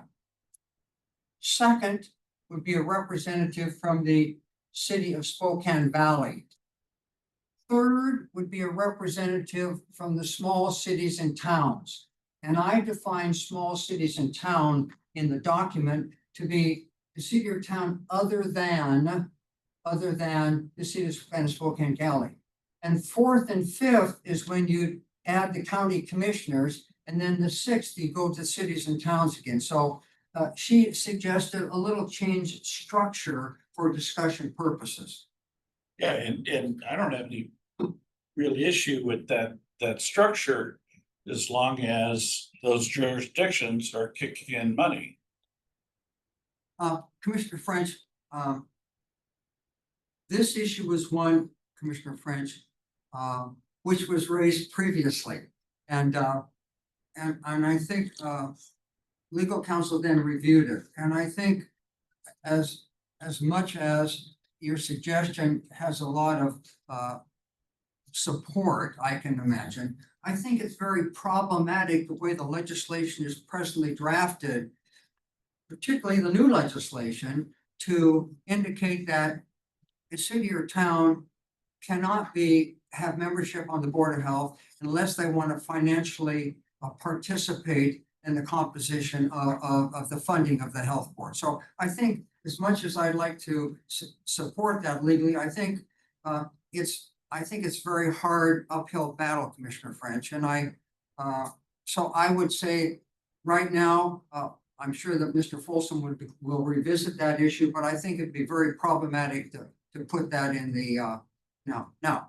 Could we put in language that any city or town that wants to be on it and wants to voluntarily contribute, we will add to it?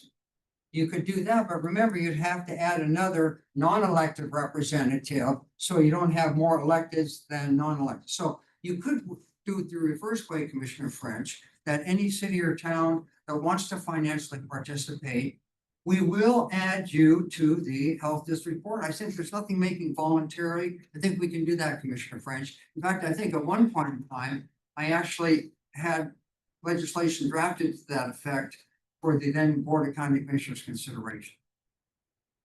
So I would be opposed to adding other jurisdictions that don't have any skin in the game. You know, that's longstanding from my standpoint. I'd go back to that. But, you know, if adding me back to the health district board allowed for option 1 to continue, I'd be happy to do that. It's just, you know, I'm going to be realistic. You know, I'll show up like I did before for the budget, and that would be it, because I've got 3 other boards that all meet at the same time.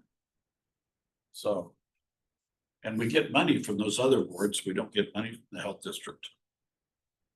Commissioner French, may I just address your proposal? You're saying, Mr. Maceo, what I would propose would be take present composition, and as each tribe or organization notifies us of the membership, we'd increase the health district board by adding back the county commissioners, so we'd have two more. And then let's just happen to say, Commissioner French, that we had more than two, if you will, if we had more than two organizations or tribes indicate, then who would you add? It would have to be other elected officials. But- Or you could have non-elected officials. You just can't have more electeds than non-elected. So you could have an individual from the community. I thought the legislation read though, that for every tribal appointment, it was an elected. Really? No, it doesn't say it has to be elected. I'm sorry, I didn't mean to put it that way. As I read the legislation, you just cannot have a total of more electeds than non-electeds. That has never changed. But we only have two tribes in the county. Well, Commissioner French, And we have I- Native Project. you ask a good question. I can tell you right now, we're gonna have a third one because the Coeur d'Alene tribe has made a request to change property from fee to trust. And if you look at the definition of a tribe, it's any a particular tribe that has reservation land or fee to trust. And so if this is approved, the Coeur d'Alene tribe will potentially have membership on the Board of Health. So there could be more than just two, Commissioner French. So where do they want to be part of Spokane County yet? The Board of County Commissioners last Thursday received notification from the Bureau of Indian Affairs that the Coeur d'Alene tribe had requested to change approximately 50 acres from fee to trust located in Spokane County.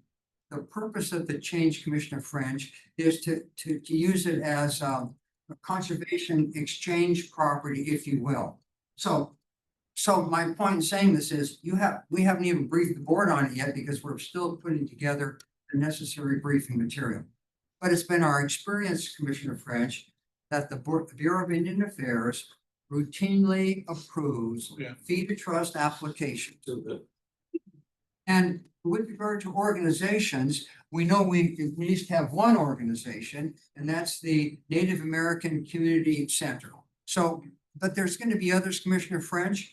I tried to determine by calling around how many tribes and organizations we had, and all I could find out, Commissioner French, was the Spokane tribe, the Kalispel tribe, and the Native American community. So those are the only three that I know for sure, but there's probably others, Commissioner French. There's a total of four tribes in the Native American Project. Yeah. So I'm all ears to get some direction from the county commissioners on how you'd like me to draft your resolution. Commissioner Jordan?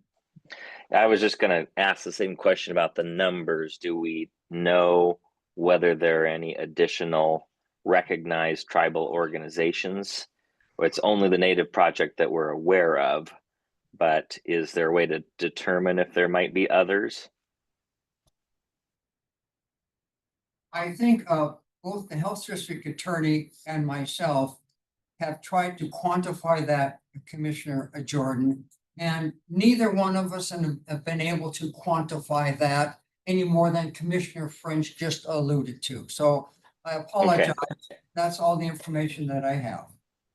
That's all right, thank you.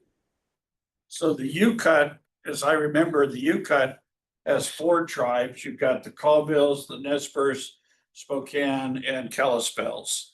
You go outside of UCUT, then that adds the Coeur d'Alene tribe to it. So you've got 5 plus the Native American project. So you've got potentially 6 organizations. But would they, if they have federally recognized trust lands or reservation in the county? Well, but the Coeur d'Alene is out of Well, if- Idaho, and they're gonna. Well, if. So I mean, any tribe can come into the county and buy land and declare it trust. I mean, the Bureau of Indian Affairs has been very generous with regard to allowing trust land. But probably right now, there's at least 3 Kalispel, Spokane's, and the Native Project that would likely be very, Yeah. they would all be eligible, and there's maybe one other there could be other Native American organizations, but they would have to be recognized by the Indian Health Services as providing health services, I guess. That is correct. Mr. So, Wall. and I don't know how many, but let's say at minimum, it seems like there's 3 likely additions, maybe more. And of course, Commissioner French, what you alluded to, when the issue came up with the number of county commissioners on the health board, it's critical that hopefully that all members can participate as members of the health board, and everyone's schedules, of course, are, pretty, fixed, and so, but the tribes and the organizations will have to advise their members that they need to adjust their schedules to be at the health board meetings. So when I'm reading the report from the bill that was passed this year, the number of members from the 3 categories, including the tribal members, is equal to the number of elected officials. Yeah. So you were saying you could add more other community members, but you'd still have to add then elected officials. That is correct. Okay. That's correct. I was just clarifying, Yeah. because you were, I think you were trying to say you could add more community members, but actually you have to do the elected officials have to be equal, but So not greater than. if July 27th rolls around and we haven't heard from any of the tribes, we just wait. Yeah. And say, and then say, But we would have to remove one of the elected officials. do we know, has any of the tribes or the Native Project sent a letter to the health district? Interesting. I think Dr. Thompson just said she announced a week and a half ago, like how they could contact the health Okay. district and, you know, who to contact, and she would work with Michelle and Ann, the secretary there, to, you know, accept the Commissioner information. Kearns, yeah. What, as you know, the Board of County Commissioners establishes the composition of the Board of Health. And so what I've tried to do is I would take the present composition of the Board of Health in your resolution, and I would modify it with option 1, I change the language, or option 2, or whatever option you tell me, so that it is self-executing as of July 27th, 2025. That was my hope, that I would do that. So do either one of you or Commissioner Jordan, if I'm going from memory here, so but I believe the Kalispells, the Colvilles, Spokane all have health clinics on their reservation property. And stuff, and I wouldn't be surprised if Coeur d'Alene doesn't either. But if they've already got their own health districts, why would they want to be part of the counties? This just allows for that to happen, but I don't know if they will all send names our way or not. It wouldn't be the Yeah, first time someone that doesn't know what the health district does Yeah. passed legislation to change the health district. Oh, I know. Well, and I can't answer, I can only speculate, but I would imagine that the tribal organizations may choose to sit at that table because they have a significant number of tribal members that don't just live on the reservation, but live all throughout the county. Commissioner Waldruff, I've been advised by the Kalispell's attorney that they do intend to nominate someone to a member of the Spokane Regional Health District. And as you pointed out, Commissioner French, they do have portable services right on, of course, on their reservation, and they have experience, which I believe they can bring to the Health District Board on the present services they're providing that might be beneficial to the health board. So that would be one reason why they would want membership on the local Board of Health. So one further thing, my legal opinion would be, if you do nothing by July 27th, Probably not a good from a idea. legal perspective, I would tell the board on July 27th, 2025, automatically, the city of Spokane representative would probably be off the health board unless you want to take one of your own off. But you'd have to reduce it so there'd be equal Or you membership. could add electeds a and community non-elected. member to even it out. Say one more. You time. could add a community stakeholder to even it out too, Yeah. but this board may be getting larger and larger. Could be back up to the same size it was. Yeah. What do you think, Commissioner Kearns? I mean, ideally, we'd have an application in hand from one of the tribes or notice that a member is joining and we'd be good. And then it would just be waiting to see if we get additional tribal members that want to join, and then we select another elected to join. Yeah, no, I mean, my concern, I mean, we have a city member who's in their second year on the board, is an engaged member, chairs a subcommittee. I mean, yeah, it's I know, kind of it's- crappy to be like, okay, you're off for a month. Wait, and maybe you'll be back on next month. kind of Depending thing, what option which- you select. Yeah, so. We don't meet in August, so. Oh, So I guess I potentially, guess you're right there. It might just be one meeting and then back on in September. That's why I thought Jim's idea on option one wasn't a bad idea, because it puts the person back on that we had already appointed. And then it adds county commissioners, since we do have the fiscal responsibility. So, I would agree with you. I like 1/2. But the question for you, and it's been a while since I've sat on there, but does the health board has its own set of bylaws. I know that we went through and we scrubbed that and yada, yada, yada. But I'm just floating an idea. I'm not even sure it's a good idea, but I'm floating an idea so that we can maintain that fiscal alignment between the health board and the Board of County Commissioners. Does it make any sense to go in and amend the bylaws that says that the annual budget for the health district is established by the sitting county commissioners that sit on the health district board? That way you maintain that fiscal alignment, and then the other membership doesn't really matter. If it ends up continuing to grow, because, shoot, I can remember when I sat on the health district when we represented the city, there were 17 members on that board. Aren't there some things that only the commissioners get to vote on with the current bylaws? It seemed like there were some changes since I used to be on years back.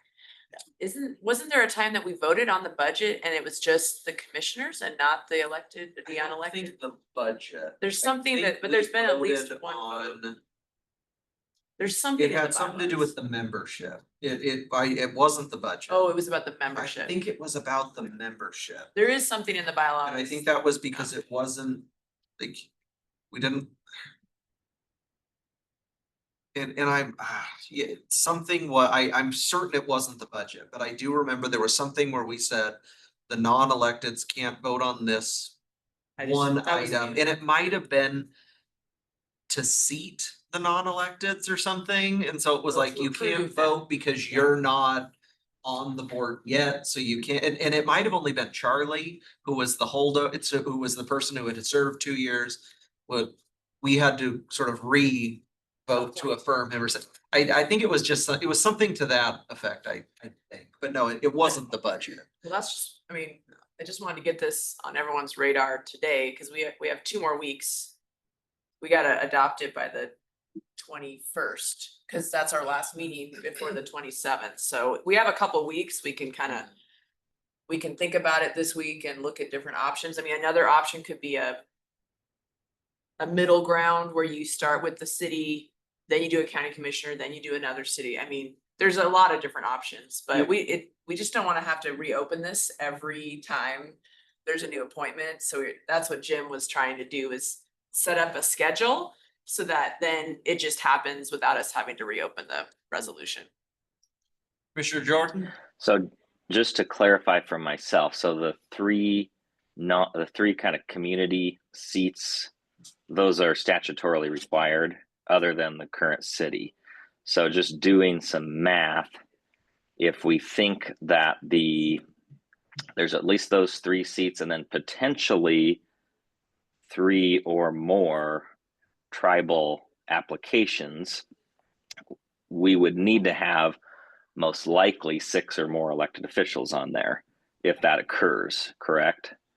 So even if all 5 commissioners were the first 5 elected official appointments, it's just likely we're going to need to go into the city pool, cities or towns, in order to make the math work statutorily. Just an Well, observation. Well, and Commissioner Jordan, that's one of the reasons why I was suggesting, maybe a bylaw change that says, whether you got 3 or 5, it doesn't matter. Commissioners, that those are the ones that vote on the budget, so that there's, when I was on there, we had there was an imbalance, and we had the jurisdictions, other jurisdictions adopting a budget, knowing that it would come to the Board of County Commissioners and we would have to fund it. And then we ended with this conflict between, we don't have the money to fund your wish list. And that became more and more apparent. And that's been, Mayor Freeman started to say, well, maybe we need to kick in more money. The cities used to kick in money to support the health district until Initiative 695. And when they got rid of the motor vehicle excise tax is when the change in the funding model for the health district changed to where it was all county and not cities. Prior to that, cities participated as well. No, I appreciate that. I was just trying, and that's helpful context. I'm not necessarily arguing with your point. I'm just saying mathematically, we're probably going to need to include some city or town representation. And then, we are going through a budget process now where we're actively engaged with the health district on what that contribution is. And at least it's been my understanding that we're not legally required to give them a certain amount. We may be legally required to fund at some level, but we retain the discretion, I believe, to set at least at some level what that amount is in any event, regardless of what the board makeup is. But I guess that's a question for Jim. That is a correct legal interpretation, Commissioner Jordan, of the present status of the legislation dealing with the county commissioner's responsibility to legally fund the health district. It doesn't indicate the amount. It's up to discussion by the health board and the Board of County Commissioners. Except for TB. No, well, TB is separate. Excuse me, Commissioner French, you are correct, except for TB. Right. Right. Thank you. But Commissioner Jordan, so to your point, that's option 1 starts with a city and then has the county commissioners. Is that what you were getting at? That you'd have to have at least one, we should plan for at least another city representative. I'm looking at option 1 and number 2, 2 kind of directs which city you go to. Do we want something like that as a part of option 1? Like a rotation or something. The first city town is city of Spokane. The second city or town is the Valley. Maybe if there's a third, it be something other than Spokane or Spokane Valley. I mean, to try to go around the community and bring in, I don't know. I'm noticing that's an aspect of option 2. I wish Commissioner Kinney was on here. We could ask what the thought was on that, but.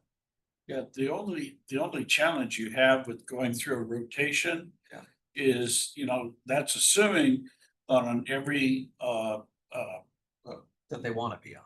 That they want to be on it, and you could end up being forced to take somebody who doesn't want to be there, as opposed to being able to provide an opportunity for somebody that's really got a passion for it. Yeah. So, I think back on Liberty Lake used to have a dentist on their city council who had been an excellent member of the health board, but it wasn't part of the cycle. I should point out, board members, also, cities and towns have other elected individuals other than council members.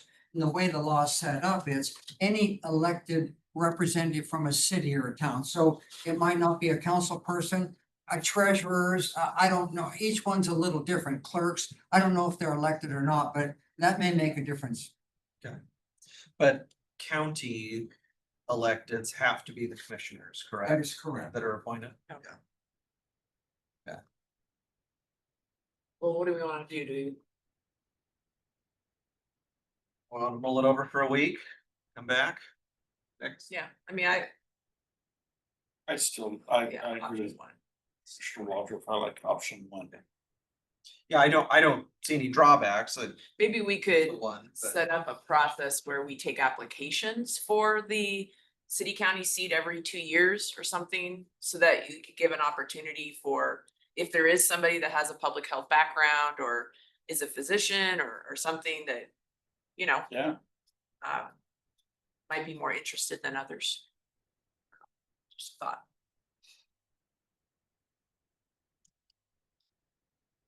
But we could, do we have to have that in this resolution, or can we set up that process I separately? think we need to spell that out. Commissioner Jordan? Do we have the ability to come back and kind of tie it up next week in discussion? Be a good idea. yeah. We wanna put it. Are we meeting next week? Yes, yes, the next 2 weeks. Be surprised if it weren't. Last week in July, first week in August, we don't meet.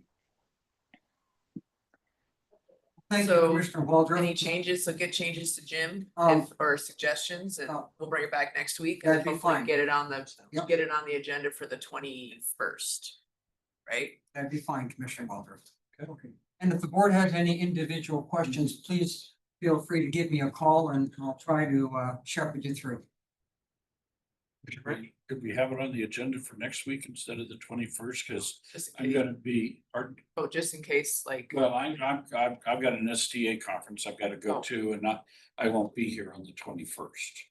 it would be better for me next week as well, cause I'll be zooming in Yeah, and just, you never know with, my daughter's at a competition and I should be able to zoom in on the 21st, but you never know. you never know. So what I'm hearing is that we'll do a final briefing in the morning with option one, with that on the On the 22nd. legislative consent agenda Well, on the now Tuesday. remember, we have to place on the agenda what you're going to act on. So I'm going to put option one on there as we presently speak. And then remember, once it's published, if you want to change that at your legislative session next week, you're going to have to open it up for public testimony. It's fine. So That's fine. thank you very much. If you have any questions, please feel free to give me a call. Okay, that brings us back to miscellaneous. I notice we do have two items under miscellaneous. One says boards and commissions, then the other one says July 21st budget meeting. Does anybody wanna? I can cover those. Commissioner. Okay. So boards and commissions, a reminder that, or just a friendly reminder, there's a number of applications in for a variety of your boards and commissions that need some review and sign off to get those appointed. Shelley sent out an email, I believe, last week of that list. One particular commission I want to point out is the Accessible Advisory Committee. That is a board that is comprised of 22 individuals. Only 3 individuals have applied so far and have been appointed. That leaves 19 remaining. They will, once they get to a point where they can begin meeting, they will need an individual to kind of facilitate meeting time schedules, making sure the meeting notices go out, meeting minutes are done. This is a externally facing committee, not internal to the county proper operations. So I had previously recommended that the board consider one of their assistants to be in that role. So that's another outstanding item that needs a decision point. So if you have one of your assistants that you want to provide as that liaison, please let Gina know so she can get them what they need to do to get it set up. And then Scott, what kind of flexibility do you have in your schedule? I do what the board wants me to do. All right, let's put a pin in that. We'll circle back next week. Sounds good. The second one is on the July 21st meeting that the board had requested to have a follow-up with the elected official department head meetings for budget conversations, looking to see what content or what kind of structure you're wanting for that. What do you want to cover? What do you want to accomplish? Keep in mind that every department, they're not required to provide, their budget deadline submission is the first week in August. So we will not have any we won't have complete budget submissions to share with the board for you to be able to look at and say, okay, here's what your target budget is that the board set. Here's what's been submitted, to have meaningful dialogue. So I just offer that up as far as planning for this. We can put something together, but I'd really like to hear from the board what it is you're wanting to accomplish in that meeting. If I remember correctly, and Commissioner Waldriff, Commissioner Jordan, correct me if I'm wrong, that this was the date that Commissioner CUNY threw out. I thought to allow the other elected sort of that final week or so to kind of ask us, or kind of what, Like a workshop kind where of they more were. guidance on what they need. What was this sort of that final seventh touch we were talking about? You know, you gotta touch with them, 7 times until they understand that, hey, revenue's flat. You have to submit a flat budget. But I mean, Scott, is that what you remember? That this was sort of that final touch, or if they had questions on the process or something like that? I think we've more than touched this 7 times. I think the one that we had the elected official department heads join your meeting a couple of weeks ago was probably about the 8th time. Now they've received the letters, which is the 9th time, and each of them are reaching out to the budget office if they have questions as they're preparing their budget. I'm not sure what more we could accomplish in that, unless they wanted to ask more questions of you all, but I think you got a flavor of the questions during the last time.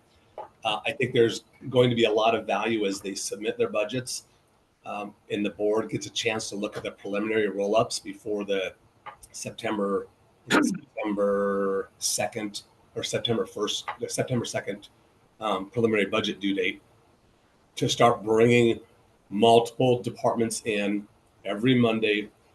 Consider having morning and afternoon meetings on Mondays, and scheduling 2, 3, 4 departments in the morning, same in the afternoon, and to start really going through their budget. And the structure that we've set out is, here is your target, here's what you submitted, and here's, in order to meet your target, here are the things that are not going to be able to be delivered, and here's what the cost of delivering those is going to be, so that it informs on your decision making once we move towards final budget. Commissioner Jordan? Yeah, as I recall, it was Commissioner CUNY was the one who threw out the idea. So perhaps we could chat with her if she's at the meeting tomorrow about kind of what she envisioned. But my recollection was similar. I don't think that there's necessarily a lack of clarity in the departments about what the expectations are, but maybe more of a discussion or a workshop on how departments plan to carry out that limitation on the budget. Are there certain departments who've come up with creative ideas for savings that they could share with their fellow department heads in kind of a idea generation? Maybe there's beneficial ideas that come out of a discussion about how particular departments are looking at implementing those funding levels. And then I think the second possibility was, are there any opportunities for creative solutions across departments to save money that don't just kind of look at it in the siloed, look of your individual departmental budget. So kind of cross-departmental collaborations that might allow for sharing of resources, that type of thing. So those were just in my mind, what some of the possible benefits might be, but that's just my recollection of some of the ideas that were discussed. And just so that this meeting on the 21st, I know 2 weeks ago we had the Zoom call, the department head elected official meeting over the lunch hour. This one on the 21st is just the elected departments. Is that correct? Or is this electeds and department heads again? It would be all of them. Oh, see, I thought this was just the electeds was what this one was going to be. Oh, I don't know. I could have that wrong. Again, that's what I thought Commissioner CUNY had presented was it was the electeds, because I thought we're kind of counting off, to decide sort of how large of a room we would need to hold that. And so we were counting off all the electeds, the judges, maybe I'm remembering that incorrectly, but I don't recall Commissioner Kearns. I kind of seem to recall it was everyone, but I don't know for sure. I think if what Commissioner Jordan mentioned around sharing ideas, idea generation, shared resources, how are others solving on it, I think that would benefit all of our elected officials and department heads. no, and that's why I brought that up, because I was thinking if it's only the electeds, we're going to have a lot of departments not represented that could be a part of that cross department, cost sharing or savings like that. So, and our idea was to have this over the new public works facility. They've got a fairly large training center that should be able to fit all of us in there. So I don't think the room will be big enough. But we are planning on having this in person, not a Zoom call. okay. So can somebody circle back to Commissioner CUNY and I think Commissioner Jordan's idea was good. I mean, because this was her concept to have this on the 21st and just make sure we're not headed in the wrong direction. Scott, if you could reach out and then share with her what we discussed today, because I think we've got a good idea we've discussed here on how this could work, and just make sure that's in line with what she was thinking. Will do. Just to recap, Scott, you're suggesting doing it later, doing the conversation later. I wanted to know what the board was expecting for that meeting and what kind of value you saw out of it. We're already going to have planning on bringing in departments in that you want to have present their budget, which I suspect will be quite a few more this year, given the budget projections that we have and people having to meet their budget targets. So those are going to be more valuable when they've actually submitted their budgets. But I can see where there could be some value early on for individuals to share how they are meeting their budget targets in their initial budget requests. But just understand that on the 21st of July, we will not have any material to provide to you, because the departments and the electeds are not required to submit their budgets until the first week in August. And you said you're not going to be here on the 21st? To fly that day. I'll be able to Zoom on the 22nd, Okay. but And you're not going to be here on the 21st? challenging. So it could just be Commissioner Jordan, CUNY, and myself there on the 21st, but Okay. or it will be unless Commissioner Jordan or CUNY or not. I will be Yep. here. I'll be here. Chris and I will be here at least. And Scott, how long are you currently anticipating the meeting to be? Again, kind of depending upon the content, what we're looking for, will determine that. So I haven't had a predetermined time in mind. Okay. No, and I appreciate the heads up on the lack of kind of written materials. Personally, I'm looking forward to the discussion, even if it just gives a kind of reality check flavor of what to expect when we receive those formal proposals. Yeah. I guess the other question. It creates a platform or a space for potentially some cross, as you were saying, Commissioner Jordan, like cross-departmental conversations, sharing, which might not occur unless you create the space for that to occur. So, I mean, I think it could have value as long as everyone comes to the table willing to kind of share what they've been working through, because it could be I mean, it could be challenging for people to share that they may be eliminating positions. So I'm just, I don't know if it's, I think maybe the theme should be around, you know, how could we work together across departments to find ways to share positions, to share costs. I don't know. That's just one theme maybe for the meeting could be around that. But it's also good, just, I think this was something we discussed, was this is sort of the, one last meeting prior to when the numbers are due to be submitted. So it's an opportunity to touch base with the board before that happens. Well, and I think reinforcing from the board, the budget letters that were sent out, the target budget concept. We are expecting departments and electeds to meet these target budgets. So I think that could be helpful. The other question I have is, do you want this to, currently we have a strategic planning meeting that morning, 9 to noon. Do you want to use that time slot, that window for this meeting, or do you want to schedule another one? I don't think we're gonna have a lot of budget conversations for you by that time yet. But we could use that morning. So is there a preference for the commissioners? Oh, actually, no, I'm wrong. I forgot this. We do have one topic, at least with the sheriff's department. They're doing their mid-year review with the board at that time, probably till about 10:30. So we could always do the 11 to noon or 10:30 to noon over at the Public Works building. Let's do that. We'll start with the sheriff's office in here, and then we'll walk over to the other building. And yeah, it's like four or five blocks. It's pretty close. All right, thank you for both those.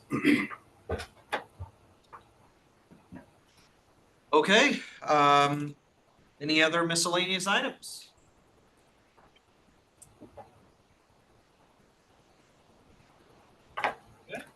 Well, if there are, Matt? We have about an hour's worth of executive session items. Dude? Really? They're all, we really do. We have, What do you mean? excuse me, I need at least 3 of you. All pending and potential litigation under RCW 4230-110. The first one, no action in all 4 of these. First one, I'd like Scott Simmons, Mike Sparber, Chief Cooper, and more. The second one, Scott Simmons, Scott Chesney, and Jordan Neal. Third one, Scott Simmons, Kyle Tuig, Jeff McMorris. And the fourth one, Scott Simmons, Colin Charbonneau, Summer Rife, and Jeff McMorris. Okay. So it is 11:31. 1 hour worth of executive session items as stated by Mr. Folsom. And at the conclusion of those executive sessions, we will be adjourning for the day. There will be no action while in executive session. So we will see everybody back tomorrow at 2 o'clock for our legislative action.